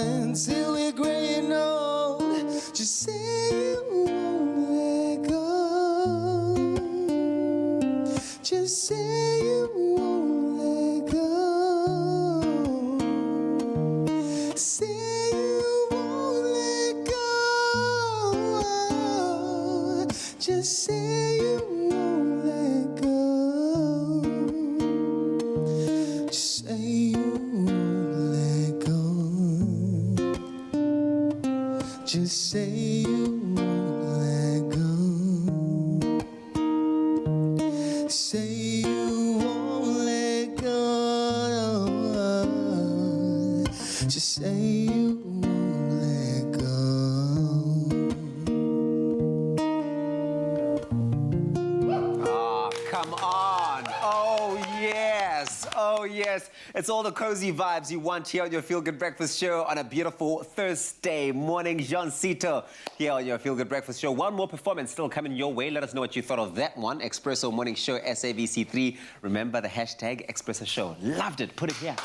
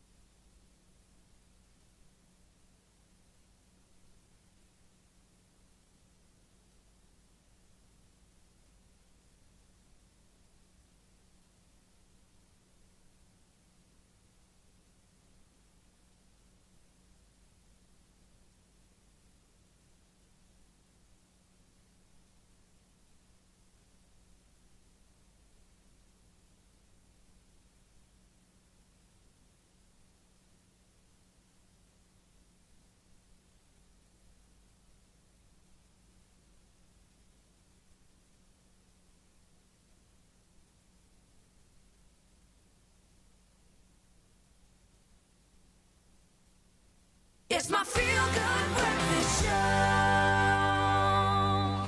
Welcome back. We're back on the couch with comedian, radio host, TV writer, and good friend on our show, Angel Campion, alongside comedian, producer, and entertainer Mel Jones. And in light of the UN's World Youth Skills Day 2021 that we are celebrating today, which is paying tribute to the resilience and creativity of young people through the COVID-19 pandemic this year, they're going to share with us the value of comedy as a skill and a career. Mel's gone all serious. Angel's laughing in my face. Now I have to think about an answer. I didn't. Is it a job? Is this a real job, Mel? Have you ever had to answer that question to your parents or anyone else? That's the thing, is when people find out that I'm a comedian, they go, and what else do you do? Because they don't take it very seriously. And to be honest, I didn't take it very seriously growing up. I didn't think that I would be a comedian or an entertainer. I thought, oh, if you have to be on TV, you have to be an actor. So so it's the one thing you can't really study for. You have to have, because I was a class clown at school. I don't know if that prepared me for this. So there are a lot of teachers going, I knew it. I knew it. Yes, maybe you shouldn't have told me to keep quiet so much and let me explore my comedic side. So yes, I think it's a skill, but it can be honed. And there are little tricks and tips that you can sort of I think you're being quite humble, because I think it's quite a technical thing. When I see how good you guys are at what you do, I mean, we stand on a stage all the time and try to be funny, but really... But there's a lot of prep involved, right? You're right, it does evolve. So it's sort of something that it's trial and error. It was trial and error for me, because there wasn't any other women doing it in the country. There were a few here and there, and we were kind of learning it together. And it's a very different, when you're a woman doing comedy, it is slightly different to a man doing comedy, because you find different things that are relatable. You have different, you speak with a different voice. Sensibilities, yeah, for sure. Essentially, yes. So Mel was one of the mentors for me. I mean, not a mentor. She didn't talk to me for like the first year. She was like, please go away. I still don't talk to her. But she was the only female comedian working in Cape Town that I could look up to at the time when I started. So they really, I mean, it's yeah, and as you say, it's an interesting skill to have to hone, and you learn from your peers very much so by watching their art. Well, I can imagine a lot of people are also learning from you, being an award-winning writer for television. She also writes for TV.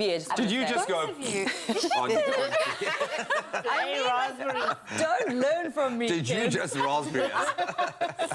Well, I was about to ask you, how can someone that's got a passion for writing be able to get into that field? Well, to Mel's point, she was the class clown. I wasn't necessarily the clown, I was the chatterbox, but my matric English teacher, her goodbye thing in my card was, please be a writer. You got cards when you went yes, matric? Fancy schools. Yeah. It comes with a sense of entitlement. The club said good riddance, okay? And then you get to say on TV after that. But the thing with writing, I think that if you're a young person wanting to be a writer, read. Reading is the first step to writing. I had no friends growing up, so I read a lot of books. That was my friend. So be lonely. And be class clown. Those are the skills we're trying to teach. But read good. I can imagine, like, you know, be picky with the writers whose books you're going to be reading, so that it's not your E.L. James and like. That book made me so angry. I finished it and I was just like, the grammar is so wrong. She did beautiful twice in a sentence. But no, yes, because the voice in your head is no, yes. Clearly she was well read, this one. Mel? Please. This is why Sorry, we need microphones. It's my turn. No, the voice in your head is so powerful. We all know that. The positive thoughts you have, the negative thoughts. And when you're reading, you're subconsciously programming your brain to think the words that this author has put in. So reading other comedians' biographies, autobiographies, all of those things is a great way to start building the library of skills.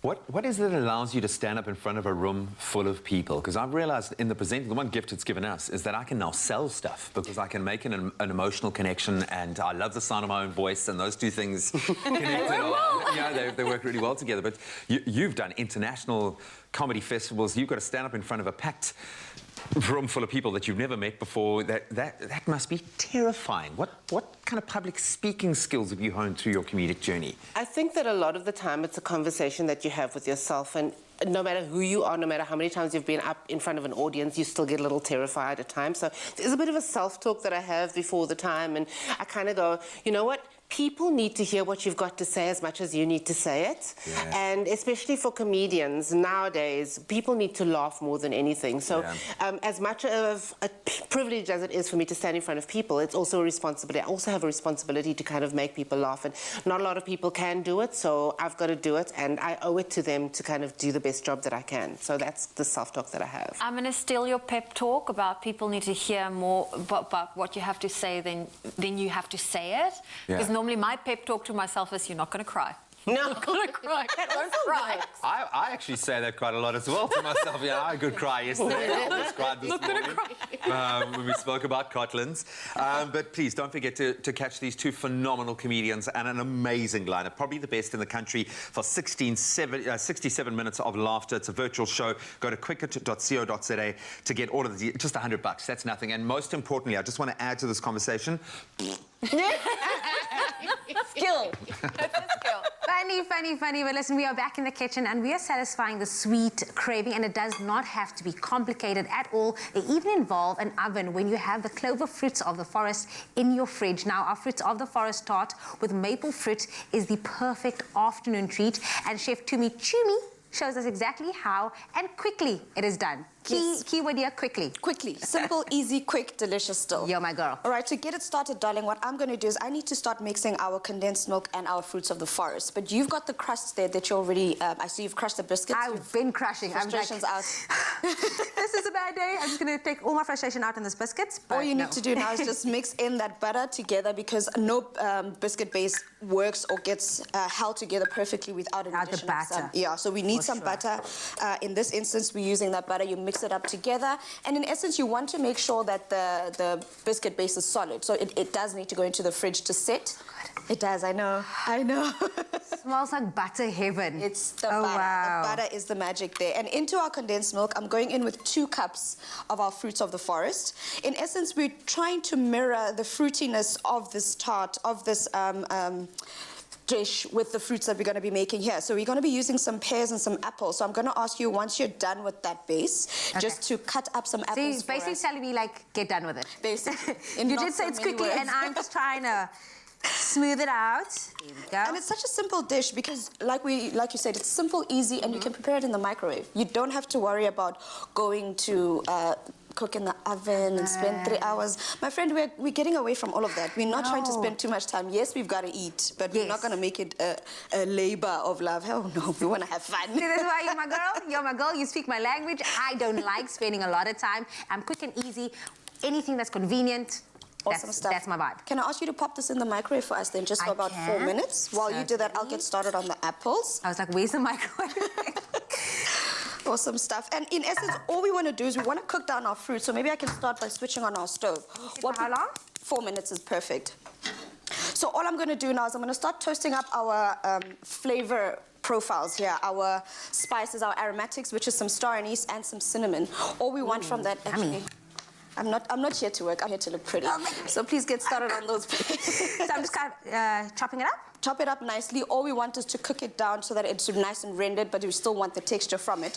On what I'm doing here, just toasting up our aromatics. We want that flavor to come through, and it's going to work perfectly with our fruits of the forest and our fruits that we're going to be stewing. And into this, I'm going to now add our maple. I see we're keeping the maple theme because we had a maple drink earlier, and now we're having a maple. Do you want to call it a dessert or a breakfast? Because I mean, this could be both. I mean, why do we have to limit things? Why do we have to box things up and call it a breakfast or dessert? We can call it a breakzert. Okay. A breakzert. Oh, okay. That's a new name. It's That not is a new name, but we're claiming it, okay? It's going to take some getting used to, but yeah, let's call it that. So all in essence that we want to do as soon as Jamie is done with the wow, fruit. I'm so sorry. I'm just trying to be like, make it look pretty. And I also love the fact that you actually left the skin on because that's where all the vitamins are in, but it also will leave the nice crunchiness to it. Yeah. It does, and the thing about it is you've got the option of either taking the skin off or keeping it on. Yeah, for sure. In our instance, we're keeping it on because we still want that texture. We've got the beautiful flesh that's going to cook down, but then we still want to have that color as well because it's going to work perfectly. Ooh, and look how nice and juicy this apple is as well. So this is perfect. Am I doing good yet? Do you need it? You're doing quite well. All you need to do is pass me the fruits now, darling. I'm passing it to you. There we go. Awesome stuff. So all we're going to do is let it cook down because ideally all you want is for the fruits to cook down and be nice and soft. You don't want them to be mush. We do not like enjoying mush. We just want it to be nice and textured. And then the creaminess from the fruits of the forest, the texture of the apple, those aromatics that we put into there with our star anise and our cinnamon is just going to give you a flavor bomb of sorts. And we were saying that, you know, could it be a breakfast? Could it be a dessert? But obviously with the fruits of the forest, with the cereal in, does go as a breakfast. And then when we add all this, you know, stewed fruit to it, the aniseed, I'm very interested to see how the aniseed is actually going to overpower that or have a nice little balance to the fruits. Obviously the peaches, the maple syrup, it's going to just be a great balance. Definitely. And if you don't want to use star anise, you can use any of the other aromatics. You could use cloves. You could use anything that actually pairs perfectly. You could even add additional spices like perhaps allspice, even ground cardamom could work with this because even though it's a desserty breakfast type of dish, it would work with those spices because we are in that winter season, so we want something that still warms us up in the tummy. And again, the creamy taste of the fruits of the forest will just pair beautiful with it. How long did you say it will take for our stew to be perfect? In essence, I would say give it about 20 minutes. You don't want mush. Like I said, eyeball it, keep testing it, see how done you want it. Because in essence, once it's done, it goes into the fridge to set, you know. Once it's cooked to your doneness, then pop it on top of your tart. But I think we might be almost ready over there and we can start assembling our beautiful... Certainly. I'll go check on it. All I'm going to do here is work some chef magic and just toss our fruits here. I'm hoping the bowl's not too hot. I hope so for your sake, girl, because we've got enough heat with just you and I. Is this fine, or do you need to... That's perfect. That is perfect. And now all we're going to do is we're going to pop this beautiful mixture into our tart shell. Once it's done, put it in the fridge to set. I would say, in essence, give it about 3 hours to at least overnight. Pour it over there, let it sit, and then we pour our fruits over there. I've got some fruits that we've got made a little earlier here. And then that is our fridge tart, easy, simple, and delicious, Mama. We didn't even spend too much time in the kitchen.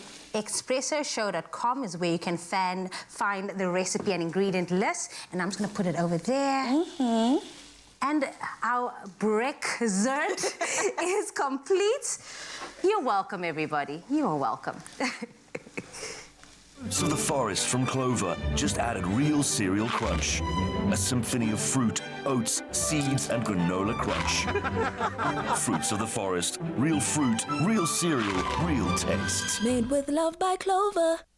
Only you can make my day.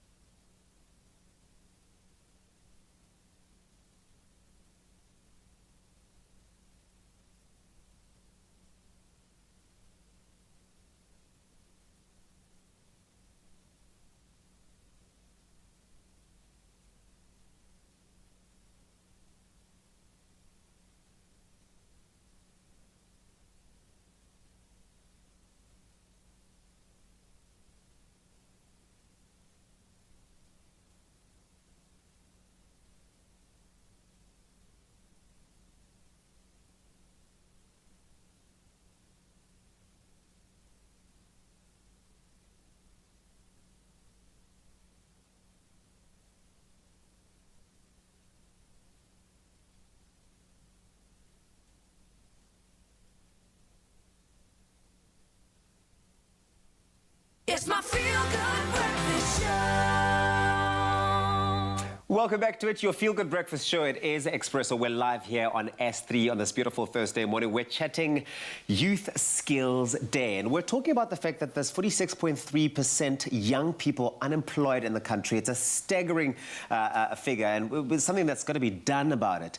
And of course, we know that there is much concern about the future generation and the growing skills gap, something that does need to be addressed. It does need to be addressed. Well, local NPO, the K. Mason Foundation, which provides quality education and equal opportunities to talented, underprivileged learners, has, they have identified this and have launched the new Career Catapult program to improve the job readiness of South Africans' youth. And joining us this World Youth Skills Day to share more about the K. Mason Foundation is CEO Lauren Bright joining us this morning. Good morning, Lauren. Good morning. Hearing those unemployment figures, it is scary. It is so scary, but you guys have obviously been addressing this for quite a number of years now. You've taken, note of this. Since 1999, the K. Mason Foundation has been doing such incredible work in that space. Why the need, and why has this been such an important focus for you? I think, the reality is that we provide the scholarships from grade 8 to 12, and we really provide that psychosocial support, obviously, as well as the academic support. But I think the realization is you cannot leave a scholar there. You have to help them follow through. They have to be able to get into the job market. And there you're looking at, key skills, interpersonal skills, self-awareness, critical thinking, work readiness. And there's a range of skills that we provide. That is amazing, because I wanted to ask you, what type of intervention is necessary? Because you said we can't just leave them up to a certain point and expect them to be ready for a job. Yeah, I think, the golden thread is often mentorship. To have that one person who's in the field that you wish to pursue, who is believing in you and guiding you and giving you those secret ingredients to catapult you to success. That is what we're all about. And also helping them with bursary applications, plus, the work readiness side of which is critical.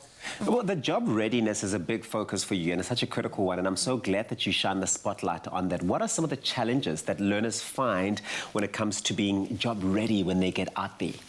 So I think, in terms of actual application and having access to those online, those networking platforms and your recruitment platforms, having knowledge and awareness how to use those. You look at, there's often now, lack of available entry-level jobs. You look at what the pandemic has done in terms of less connectivity. So, wide networking is what our youth thrive on. Yeah. That has been stunted because of the pandemic. They can't harness that collective gathering. So we really have to find ways to mitigate these challenges. And this is amazing where the NPO comes in and it bridges that gap. Yes. Yeah. Now, I wanted to know from you something I've noticed, and I think where a lot of young people are finding difficulty is when you apply for a job, every job wants you to have some sort of experience. Now, how can people, you know, work around that?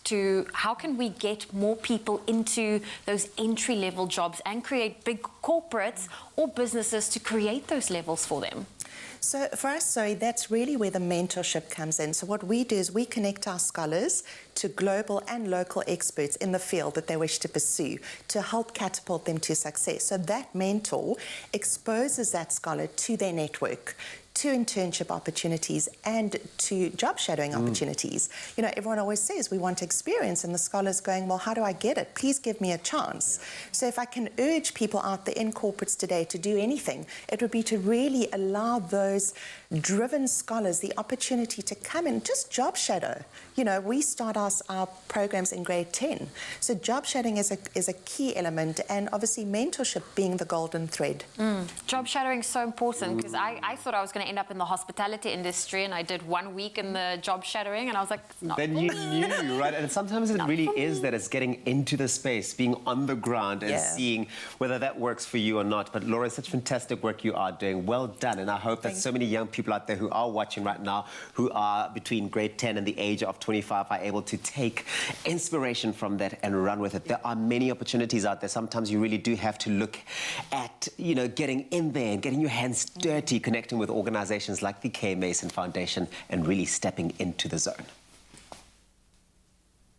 Thank you so much, Zoe and Uncle Tubbs. It's 1 minute before 8 o'clock. Time to have a final look at those news headlines, starting with your national news. Now, Soweto, South Africa's largest township with more than 1.2 million residents, was calmer yesterday following 2 days of chaos and looting in the township. Residents were seen in malls with brooms sweeping the rubble that remained.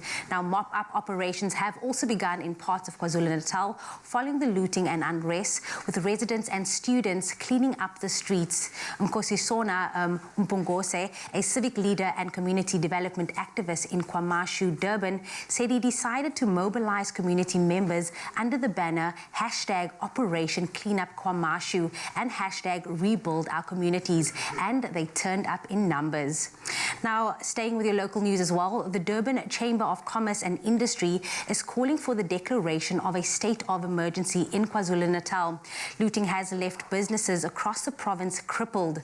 Several large retail warehouses have also been torched. Now, the Chamber's president, Mpumi Langa, says damages in the city so far exceed at least 20 billion rand.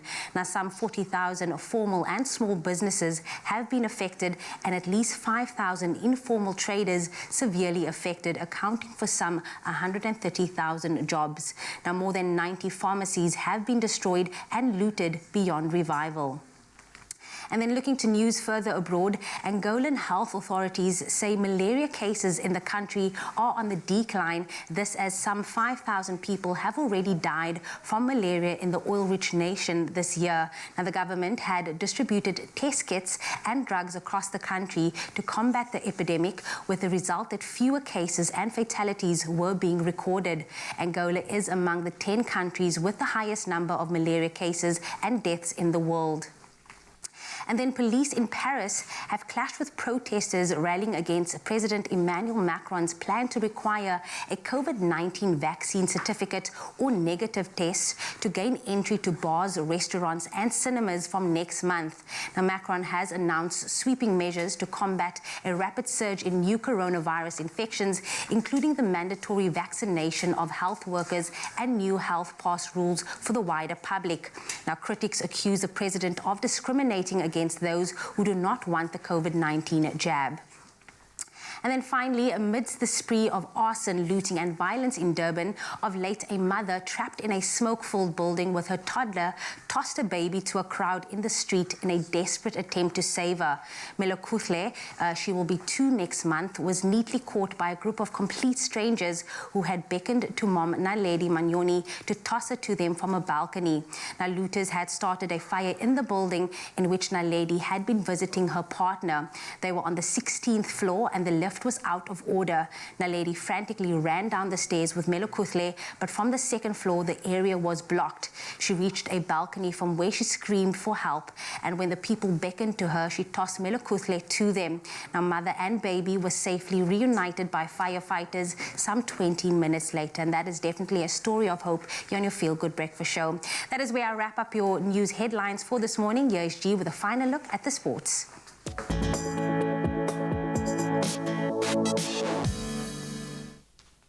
Thank you so much, Jamie. Let's start with rugby this morning. Captain Lucanio and wing Sabu Nkosi scored as very much a Springbok-looking South African A-side beat the British and Irish Lions 17-13 at the Cape Town Stadium last night.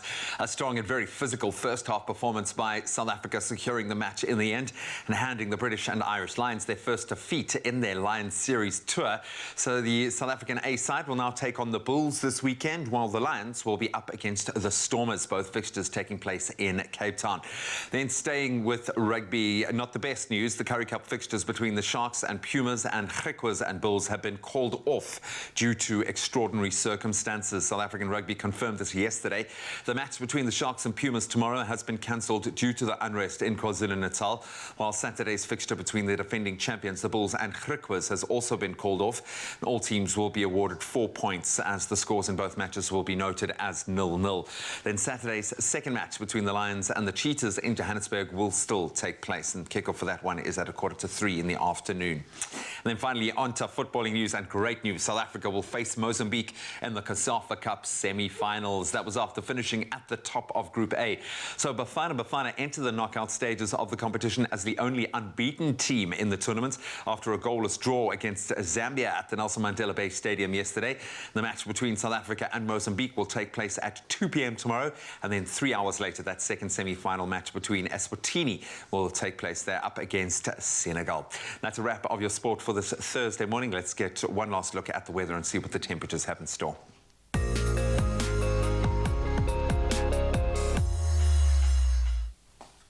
Thank you, Graham. And the South African Weather Services says no further snow is expected in the Western Cape for the rest of the week. The province has been experiencing cold, wet and windy conditions since Monday. Snow has been reported on mountains near Stellenbosch, Ceres and along the Garden Route. Now, there were also snowfalls over the Southern Highlands in the Namakwa district, Sutherland and Calvinia. The Weather Service says the cold front is now moving across the interior. There is a possibility of severe frost over the Free State, the southern parts of Northwest Province and the eastern parts of the Northern Cape. And while we love our local viewers, we also have a growing international audience who tune in via YouTube and the Africa channel that we enjoy interacting with as well. So this morning, we are sending greetings to any of our viewers watching from Luanda, the capital and largest city in Angola. According to Mercer's annual cost of living index, Luanda is the world's most expensive city. The Angolan Civil War, which lasted from 1975 until 2002, destroyed the country's infrastructure. As a result, importing and exporting is a laborious and expensive process. The climate is warm to hot, but surprisingly dry, owing to the cool Benguela current, which prevents moisture from easily condensing into rain. Today is forecast to be a pleasant day with times of sun and clouds reaching a maximum of 27 degrees Celsius. And then we also want to say thank you to all of our viewers that take the time to reply to our calls for some sunrise photos. This morning, we kicked it off with one from Annika Kaiser from George, who shared this photo of some snowfall in the higher lying parts of her area.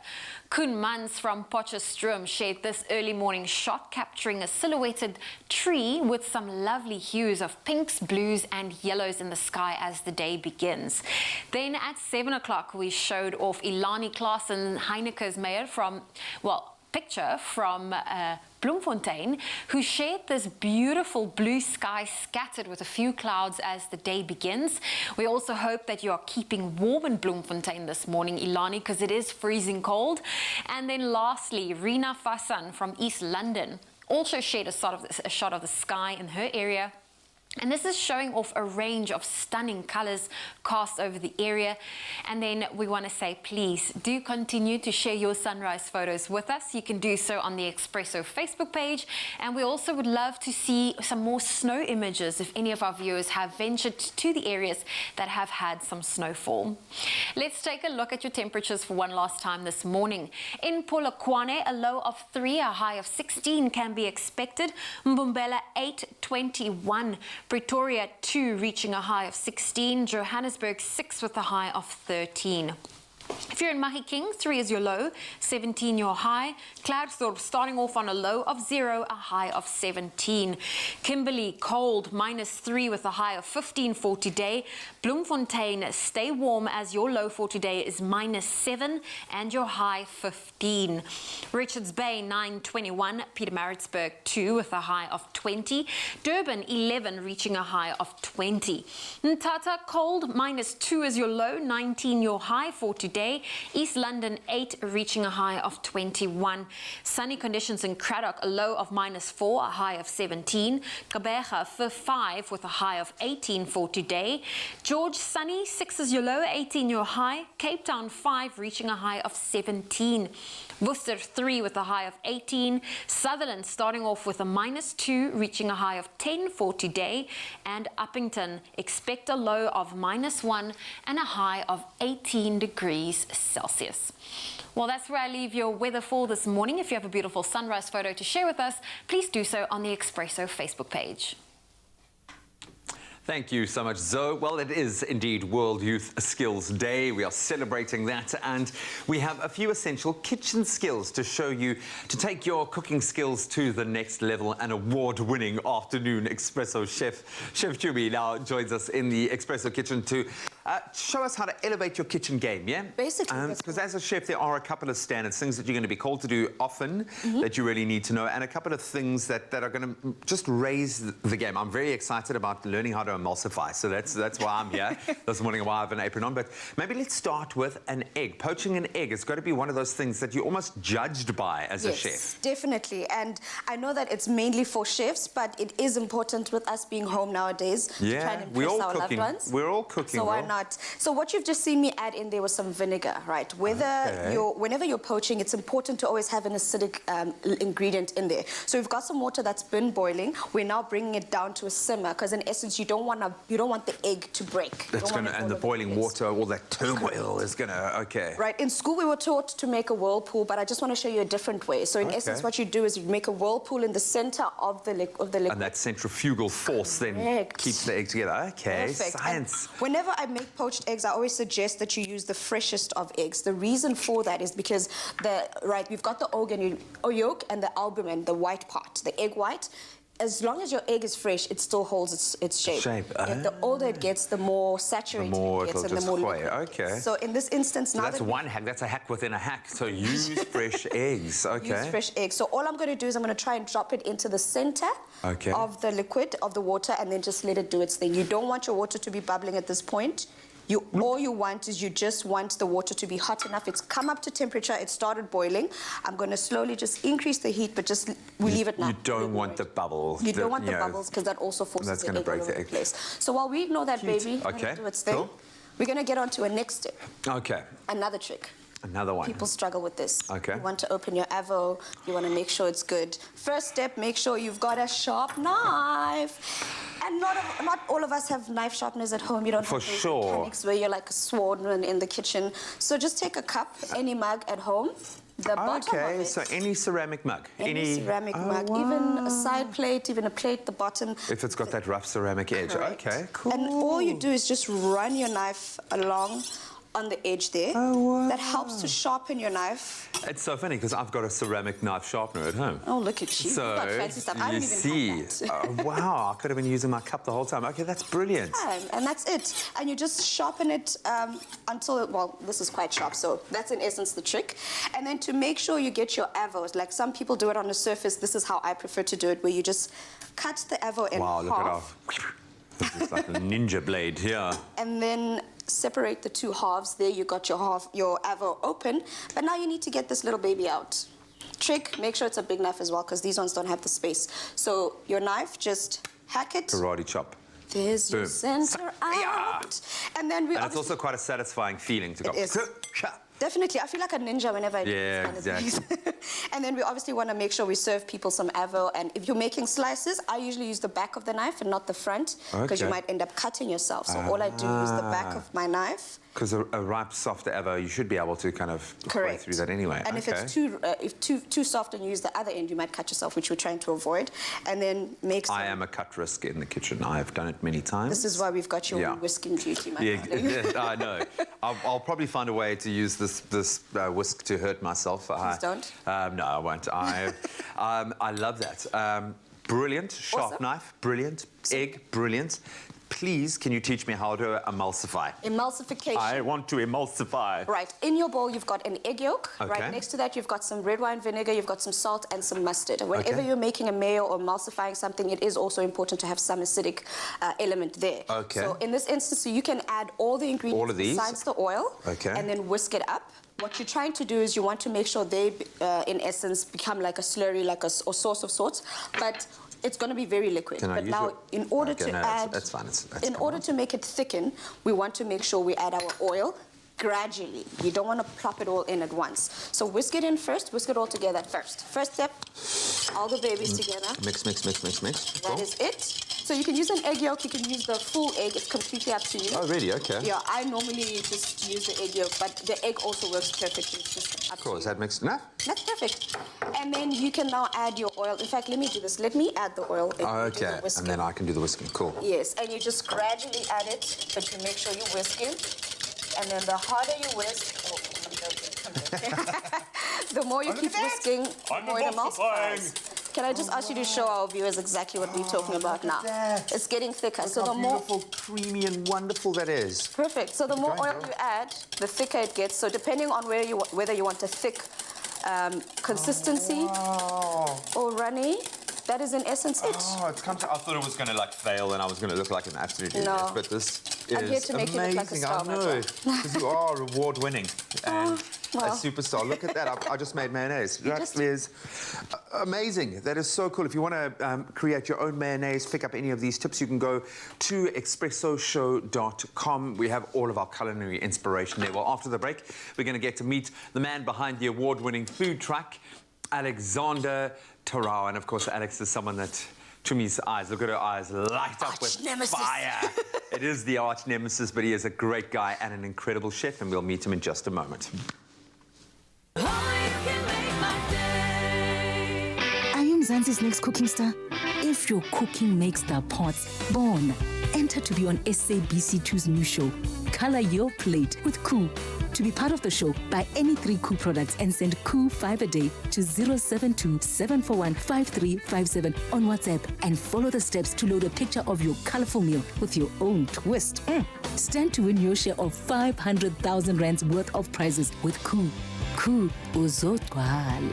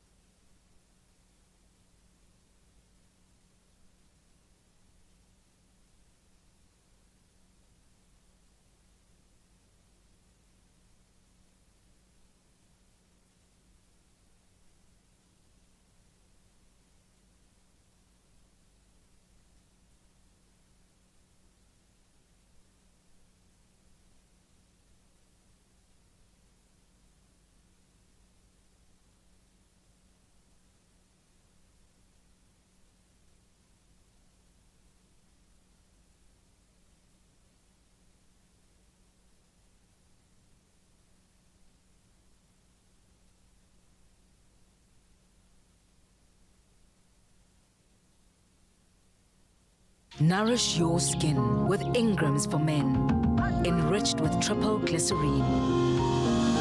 For 48-hour moisture and no stickiness. Ingram's, your skin, your brave. It's my feel-good breakfast show. Welcome back to it, your Feel Good Breakfast Show. It's Expresso live on S3. Now, open up to this bit of information. He's a husband, a father, an entrepreneur, an award-winning chef. Who am I talking about? No, I'm not talking about myself. I'm talking about Alexandra Torau, who connects with us this morning to talk about life after Taste Master Season 1 and his recent win at the Lux Restaurant Awards, where I got to catch up with him. Alex, good morning. So good to connect with you this morning. Good morning, team. How are you guys doing today? You know so what? good. We are good. And I was just listening to what Tubbsy was saying. He was listing all the things: husband, father, entrepreneur, and award-winning chef. You're certainly a man with many gifts, responsibilities, and skills. How's life been for you since Taste Master? Well, ever since the Taste Master, it's actually been amazing.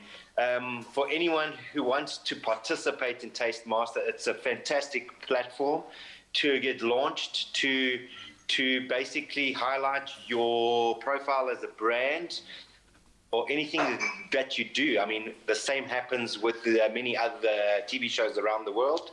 So this one was the perfect platform for SA. I found, obviously, my target audience and my niche, and yeah, I've been very lucky and successful after the show, which is amazing. And that is obviously, amazing. thanks to Taste. It truly is amazing, but your story is so rich and so amazing. I mean, award-winning chef and owner of 88's food truck. You've been voted as the #1 food truck in South Africa at the Lux Restaurant Awards. It must take a lot of skill. What skills are necessary to take on a challenge like that of setting up, but also running a food truck like yours? So essentially, there's a couple of things that you do need to own a successful truck.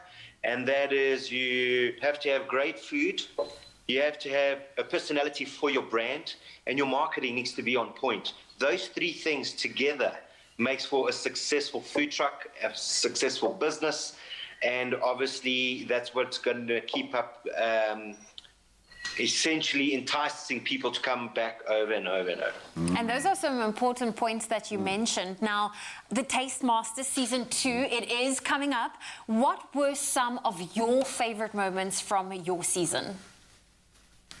Well, obviously everyone knows that I had it tough with my arch rival, Chumi. He's an excellent chef. And I love seeing you on TV every day, which is awesome.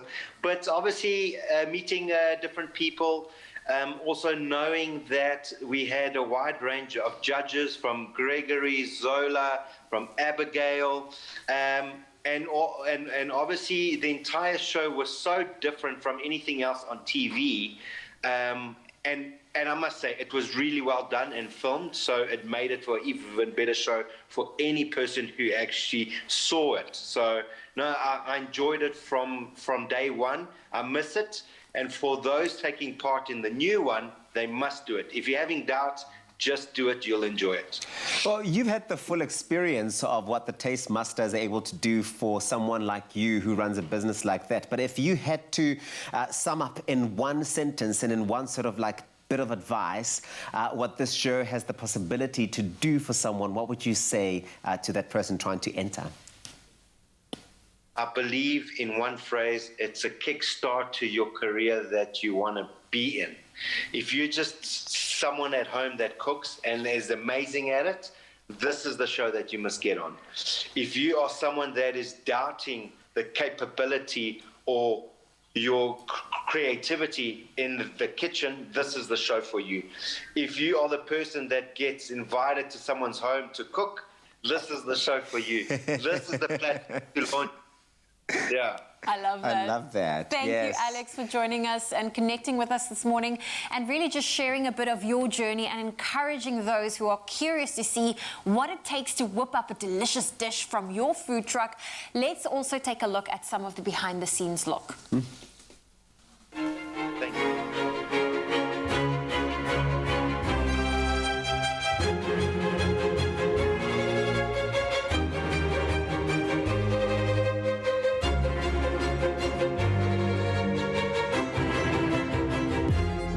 guys, my name is Alex and I own 88's Food Company.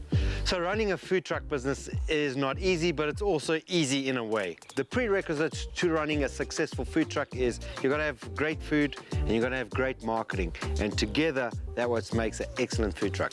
Inspiration from our food comes from various places. I was born in South Africa, so that's definitely one of them. My heritage is Portuguese, so Portugal, and I grew up in Hong Kong or Macau. So those three different continents is the inspiration for my food.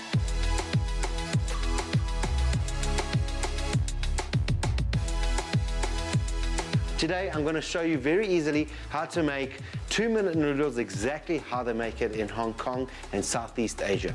First, you got to get your 2-minute noodles or your ramen noodles. This you can find in any shop, any Asian store. It's widely available throughout SA. Please get some eggs, obviously fry it, poach it, however you want. But for this exercise, we're doing a fried egg, seeds or sesame seeds for garnish, sesame oil, also widely available throughout SA.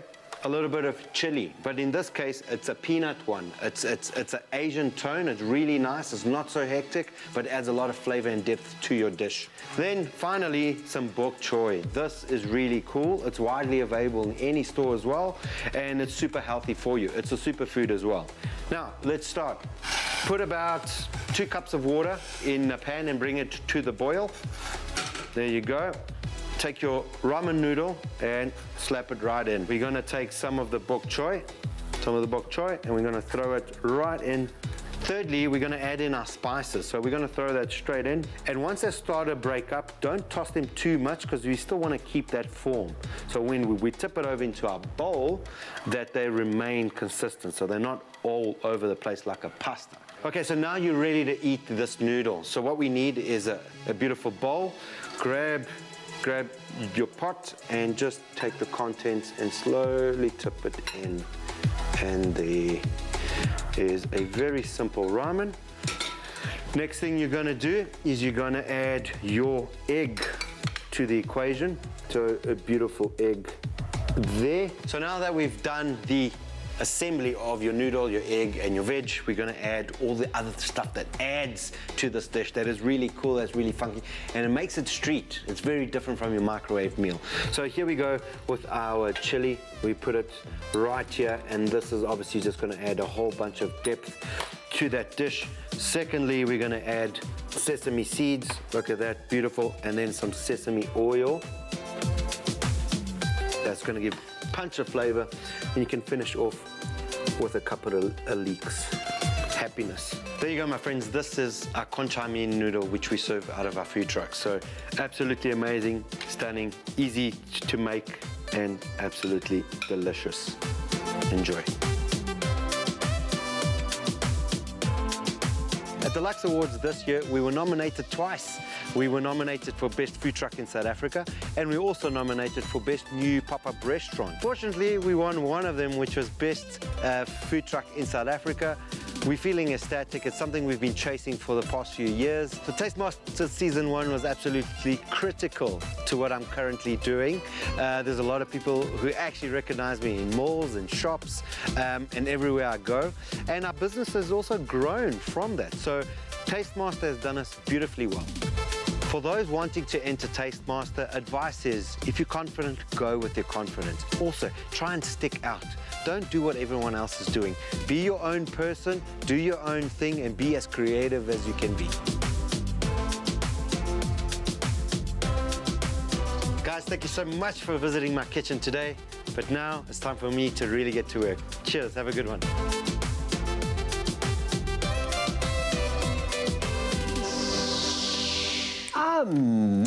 You can see why he's award-winning. He's got the confidence, he's got that unique flair. That's Alexandra Torau, award-winning chef and owner of South African revolutionary-focused and inspired experiential food company.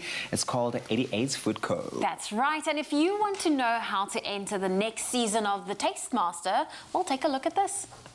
If you eat, sleep and dream of baking, enter the Tastemaster SA's new season starting in September on SABC2. Grow your career in TV and as a baking influencer and stand to win 20,000 rands cash plus 50,000 rands worth of premium kitchen products. To enter, share a video of you baking a wonder you've created with tried and trusted Royal Baking Powder. Upload your video and complete your application on the tastemaster.co.za website. Entries close Sunday 25th July. T's and C's apply.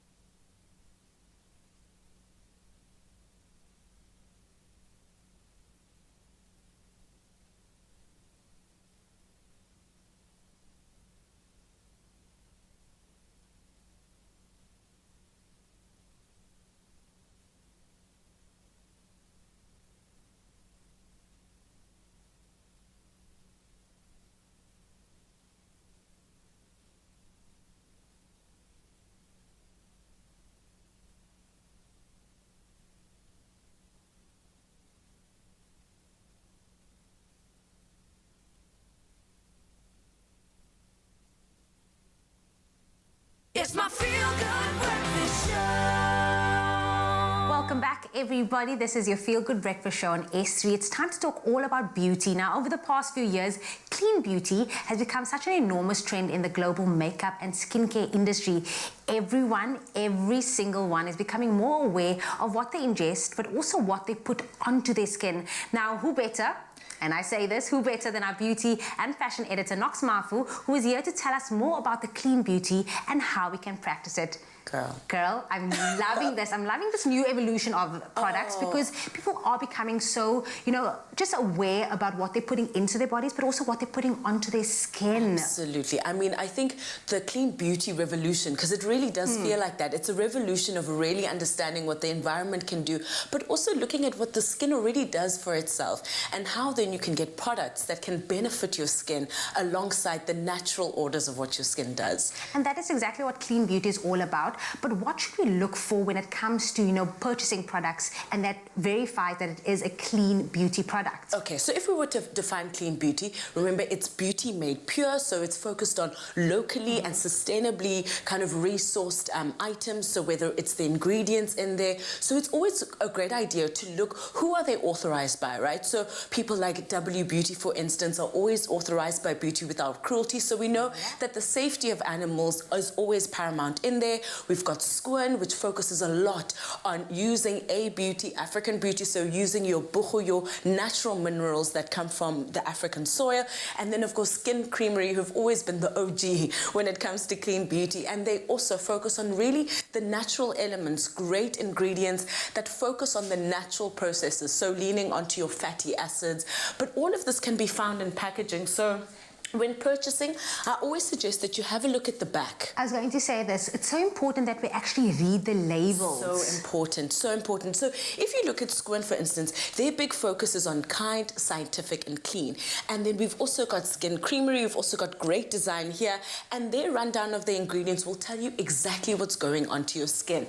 And W Beauty, of course, has always been clear about what they do for their skin. So, of course, Beauty Without Cruelty, always tested. And anything from the range is always made sure that it focuses on being clean and benefiting the environment. So look at your labels and look for those ingredients that will do best for your skin. Now, when we are looking at these labels, what are things that we should look out for that is like red flags when it comes to beauty? So I think it's all those harsh ingredients, right? So I think the benefit of clean beauty is that you're not going to have those odor-induced headaches because they've got, fake fragrances. It's great for sensitive skin. So anything that's got harsh ingredients and not good active ingredients is something to look out for. So I definitely think that you must always check out for things that are going to make your skin irritated, things that are tested on animals, things that have got really fake and artificial flavors or ingredients or things to keep them alive. Those are the no-goes, and that's what Clean Beauty is the answer to.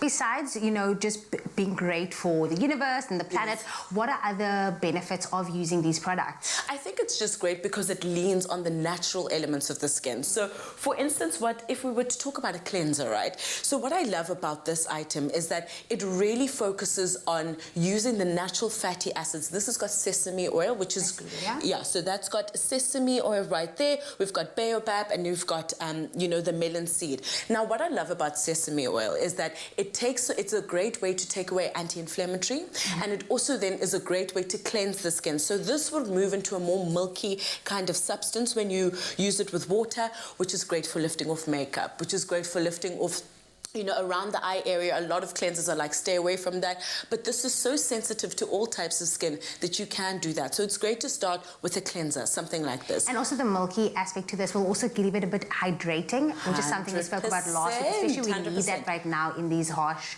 climate change. Exactly. And I think, we're all suffering from the colder air. So it's definitely important to have something that's milky. So that's a good thing to remember. And then, of course, that potency now, which is my favorite. I'm sure you've heard about this. Everyone, all my friends are so obsessed with this brand right now. They're like screaming Squin because it is so good for them. And I'm just like, Get on the bus. Now that you're saying it, I trust you. Honestly, Squin is a brand that I care deeply about because they really just walk the walk and they talk the talk. So they focus on beauty, and this is something that you can add to your daily routine. So you've got a good cleanser here, for instance, and then you just add a dollop of the serum, and it's got vitamin C, it's got buchu, which I mentioned is great for the skin. It's a really nice, nice consistency there, yeah.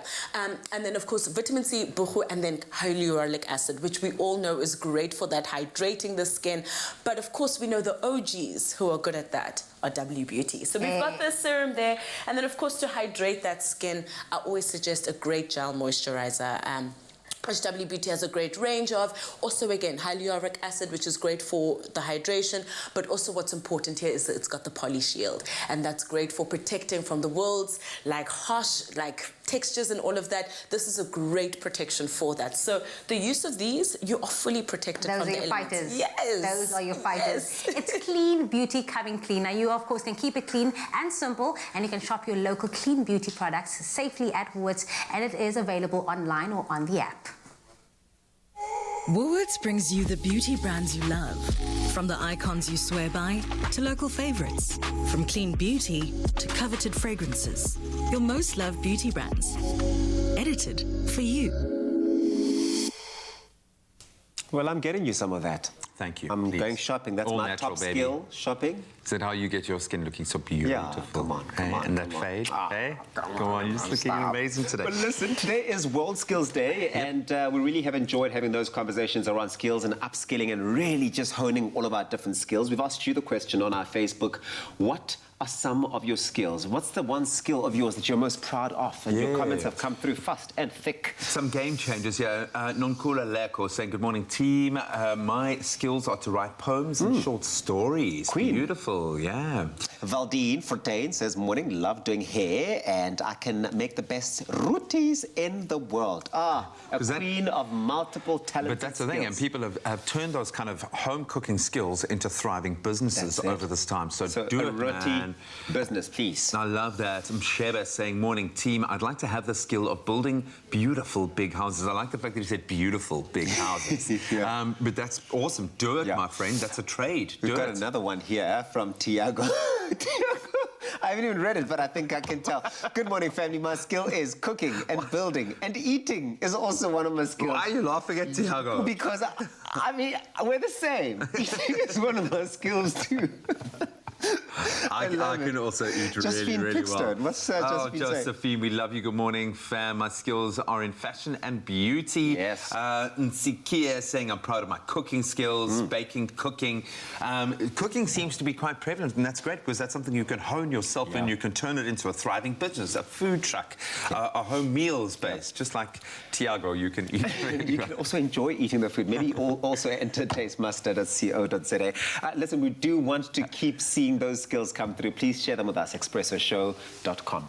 Do you think Tiago's eating right now? I'm going to go eat.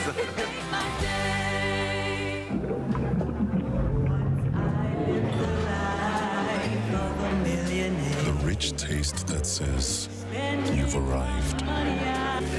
Uyingakar. Living a life of illusion. Leaving your finances on the rocks. In this world of Bazotina Bantu, do you want a bank that takes your money or a bank that takes your money seriously?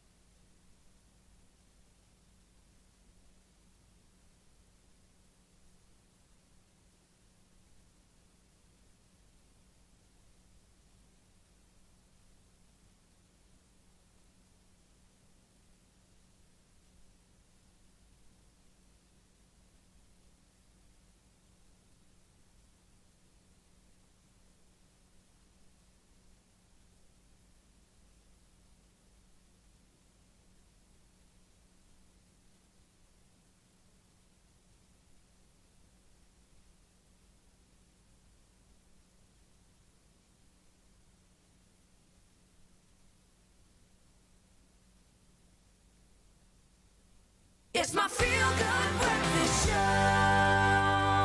Yes, it is your feel-good breakfast show on S3. We're back in the makeup room. And as they say, creativity is your best makeup skill. Now, one of the most popular eyebrow trends of 2021 is the overly fluffy brow. You've seen it every single way. Now, this look gives the illusion of a more natural full brow by using minimal product to hold the hair up in place. Now, our Expresso makeup artist, Bernice Verlink, is teaching us the skills we need to achieve this look. And obviously, Knox is here to tell us all about the products that we need to get this look. Yes, absolutely. I mean, I love the fluffy brow. I know, Bernice, every time I come in, I'm like, Is it fine? Can you maintain those looks? So I think it's so great to have like something that has a 2-in-1, and W Beauty has a great product for that you can do it both, because I've been going the old school way, using a bit of this and a bit of that, but here we've got it in a 2-in-1 product. I'm so stuck in the 90s. I have the thin eyebrow, like the Kleinvoortjies over here, and then I started getting microblading, and then I'm trying to achieve this, but I fail. Thank God that we have Bernice, because what would we do without you? Yes.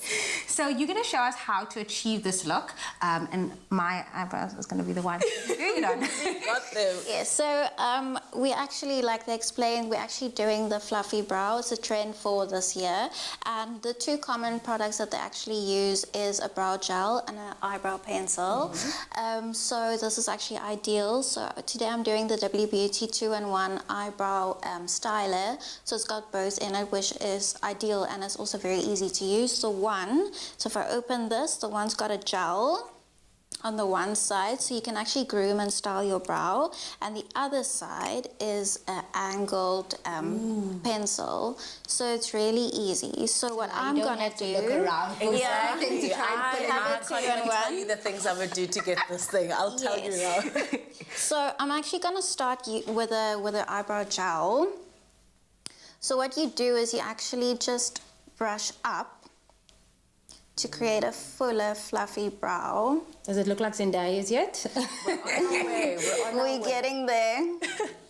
So the purpose of this trend is just to create a fuller brow, but it's a more natural take on it. So you try and just enhance what you have instead of having to use a whole lot of product. The difference already you can see in just how those lashes are laid up, it makes such a difference. So it just falls a little bit differently. If you also look at your brows, it's styled upwards instead of sideways like you would normally do. And then normally I'll give it a few minutes to set, and then afterwards you can see where's a few gaps and you can fill it in just to make it a little bit fuller. So I've got the medium here with me. Maybe face more forward. Love that. And then you can just go upwards. I feel so free now that we've got this 2-in-1, because I used to use like a soap to gel my brows, like a clear gel soap, and then I put my toothbrush, which is also a hack. But I mean, with this 2-in-1 style, you don't need to do that. I haven't seen it yet. Look at the difference. Hello. Yes. I'm going to start taking pictures of this side of my face because no one's going to see this eyebrow anymore. I'm so sorry, the 90s eyebrow is gone. We are all about this overly fluffy brow. And it extends your face so much more. So it's interesting, like how you lay your brows really has a lot to do with how your face then starts to fall. I find such a complete difference when I lay them down to follow their natural thing, or when I push them out. Somehow I look more alert, and then you thread them, your face is just, it's Botox. Yeah. Essentially, it's Botox. Bernice, do you have any top tips for anyone who wants to try this? Because now, obviously, it is a bit overwhelming. People's just trying to get their hand on this. Any top tips from you? I would say just stick to the more natural. Don't go too heavy. So the first tip I would give is just get the right color. Don't go too light or too dark. So for me and for you, I would preferably do the medium. Also, maybe just clean your eyebrow before doing that. So all the little strays you can tweeze or whatever you do, that's completely up to you. And then also, this is not makeup related, but just in general, I would think just maybe tint your brows, because that also sometimes really helps with just enhancing what you have already, because sometimes you have those little light hairs that you don't even see, but once you tint them, it becomes fuller, and then you can just enhance with the brow gel and all of that. Well, there you have it. You can put your makeup skills to the test and try this at home using Bernice and Knox's top tips. Of course, you can shop this amazing W Beauty Eyebrow 2-in-1 styler safely at Woolworths, and you can do this in-store, online, or on the app. This girl loves it. What about the other girls in the kitchen? Oh, well, listen, we are jealous of your brows. And speaking of those beautiful makeup skills, it's now finally my turn in the kitchen with Tumi, and she's got some cooking skills up her culinary sleeve. So, we've had classic fashion from Timby, classic cars, thanks Chad, and we've seen classic hairstyles. And you, Michael? Classic! A classic range from Clover, timeless taste. Made with love by Clover. Well, we're about to take a classic recipe. I'm talking about waffles and maple syrup and really give it a unique classic spin thanks to Clover. Chef Tumi, you're in the kitchen to show me how we're going to make a waffle cake. This sounds delicious, and it's going to be with a vanilla maple dressing. Yes, my darling. And the one thing I love about it is that today is International World Youth Skills Day. And this is a skill that I think any young person should have, making waffles. Making waffles and just being handy in the kitchen. Exactly. I realize now more than ever how expensive it is to constantly just order food. Exactly. So we're going to keep it simple here. The ingredients we have, we've got some butter and sugar that we've already creamed together. We're using caster sugar because obviously it melts much quicker. So into this, I'm going to go with my egg. Okay. And then I'm going to follow up with some of our vanilla essence. And then we go in with our Clover Classic Dairy Snack, the vanilla flavor. And that's nice about this is it's a great snacking option.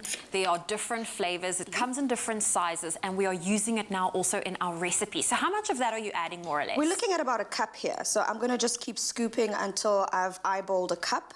See, you are one of those chefs that get to eyeball weight and like volume. For me, I always find it so fascinating when you ask someone, so how much did you add? It's like, no, I just estimate. Like, estimate.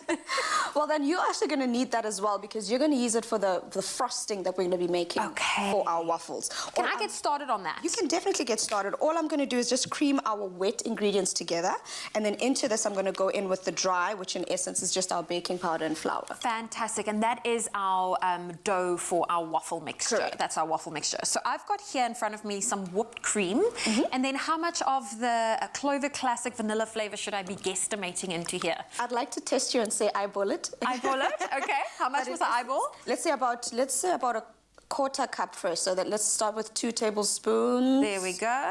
Let's make it another third one. A third one, okay. And then because we still want to make sure we keep the air in our whisked eggs, in our whipped cream, I'm going to ask you to be... Oh, no, you can actually go in there because you still want to make sure we've got those stiff peaks. Okay. While you're doing that, I'm going to go into our wet ingredients here with some of our dry ingredients. But first, what I want to do is I'm going to mix our baking powder and our flour together first, and then plop this in there. The flour's already been sifted, so all I'm going to do this... There we go. And then is this something we can really play with the batter? I mean, this is a classic recipe here. How can we zhuzh it up and add a bit of personality? That is a perfect question because you can add anything that you like. For instance, I'm a lover of chocolate. I put chocolate in everything. So you can add some choc chips to that? Choc chips, some fresh berries. Yes, we're putting berries in our layers here, but you could even put some fresh berries in here. Frozen berries would work as well. You can put some nuts if you'd like to. You can put some spices even. I like cinnamon flavor. So if we're going to add some texture like our choc chips or our blueberries, do we need to coat it in some flour before adding it, or is this recipe fine for you to just add it? It is ideal. If you're going to be baking something, it is ideal to put it in some flour first because you don't want it to sink to the bottom. So you can then toss them in some flour and then add it to your batter.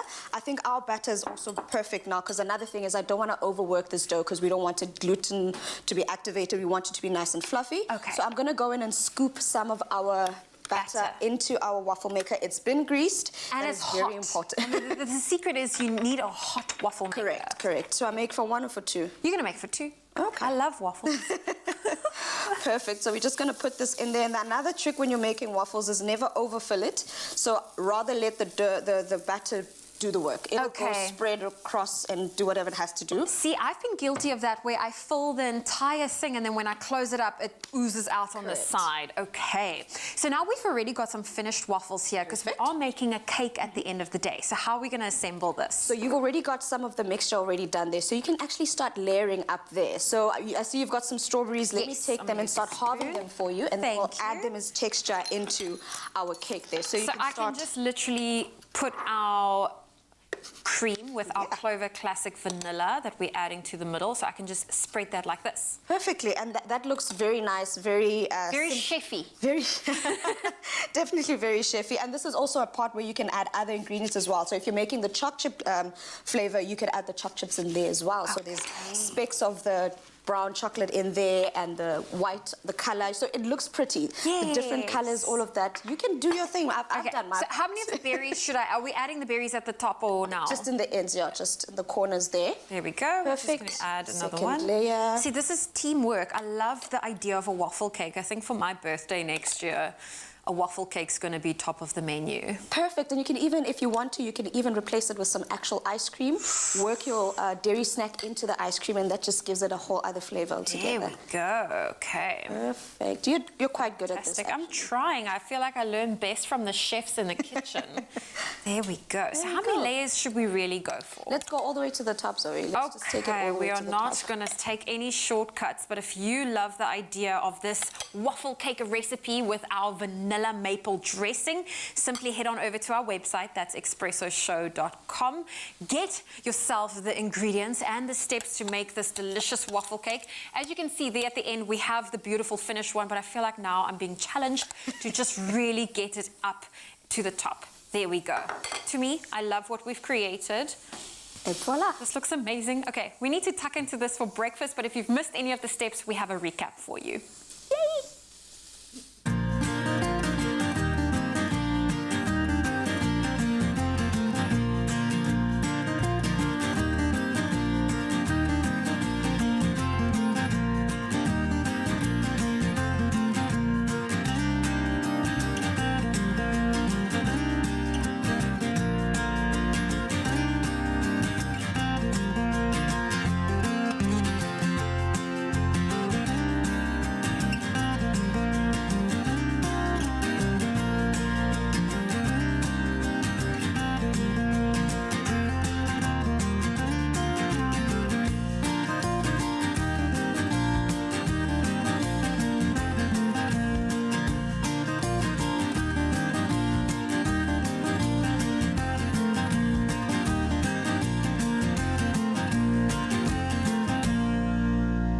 Made with love by Clover.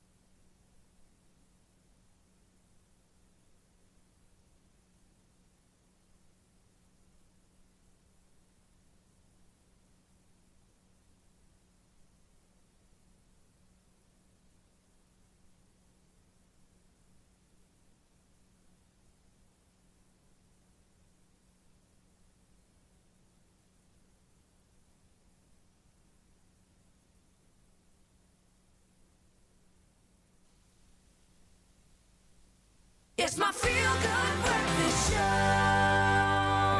Yes, it is your feel-good breakfast show. It's Expresso. We're live here on S3. Open up to some entertainment as we wrap it up almost. Singer and songwriter Jean Sito, he's standing by to perform his rendition of the track Honey. Oh, what a hit by multi-singer and, multi-talented singer, yes, and multi-instrumentalist Johnny Balak. This artist is one of Jean Sito's role models. You'll soon find out why, because his songwriting has been heavily influenced by this American singer. And the song Honey, I don't know if you remember this, 2018 when it hit the airwaves. What a jam. It's received positive reviews all over since release. And of course, Jean Sito is going to perform it for all of us right here on Expresso. Take it away, Jean.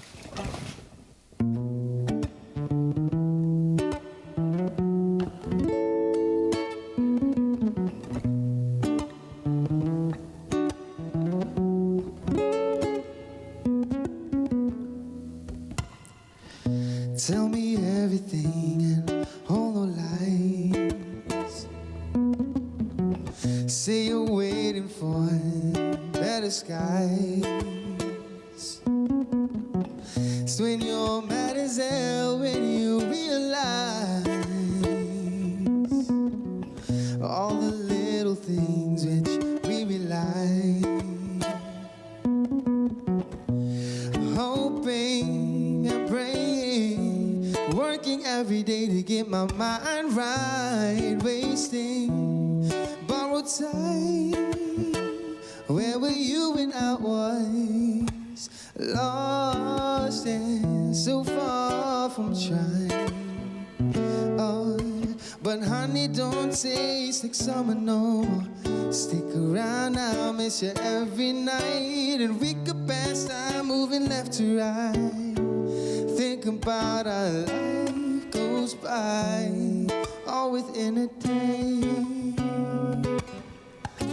Tell me everything and hold no lies.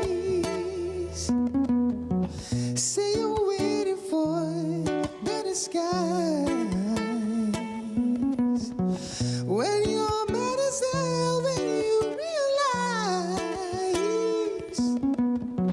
all the little things which we rely,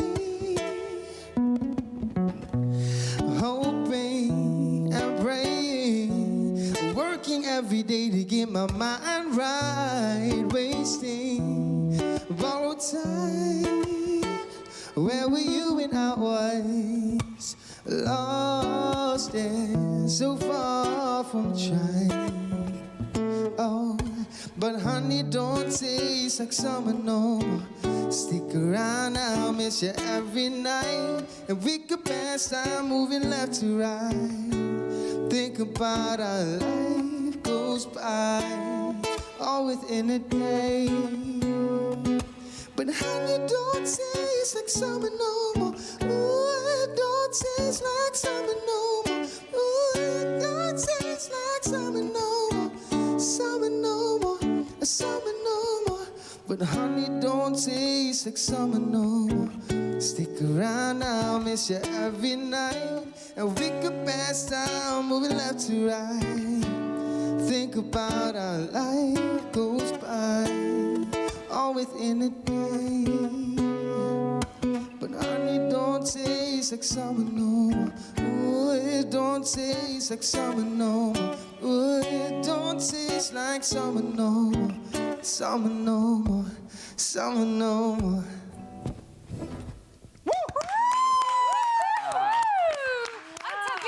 Come join us. Hey, That was amazing. You were He was eating. hiding his food. He was practicing his dominant skill of finishing eating. off my food. He's having you, cake man. for breakfast. It is Waffle an cake. essential Thank skill. you so much, guys. Mr. Jean Cedar, take a bow, my friend. That was absolutely beautiful performance. Thank you so much, lad. Such an incredible talent. Always a pleasure hosting him. It's been an inspirational show. Please, can you get onto Quicket and get your tickets for the Cotlands Comedy Festival, or 67 minutes of comedy. It's going to be absolutely brilliant, just $100. And continue celebrating World Youth Skills Day, because those essential skills could change your life forever. See you tomorrow. We love you. Love you, South Africa. Awesome. Bye.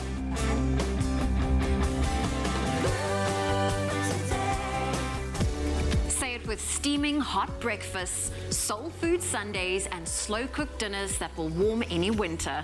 Made with love by Clover. Another feel-good production.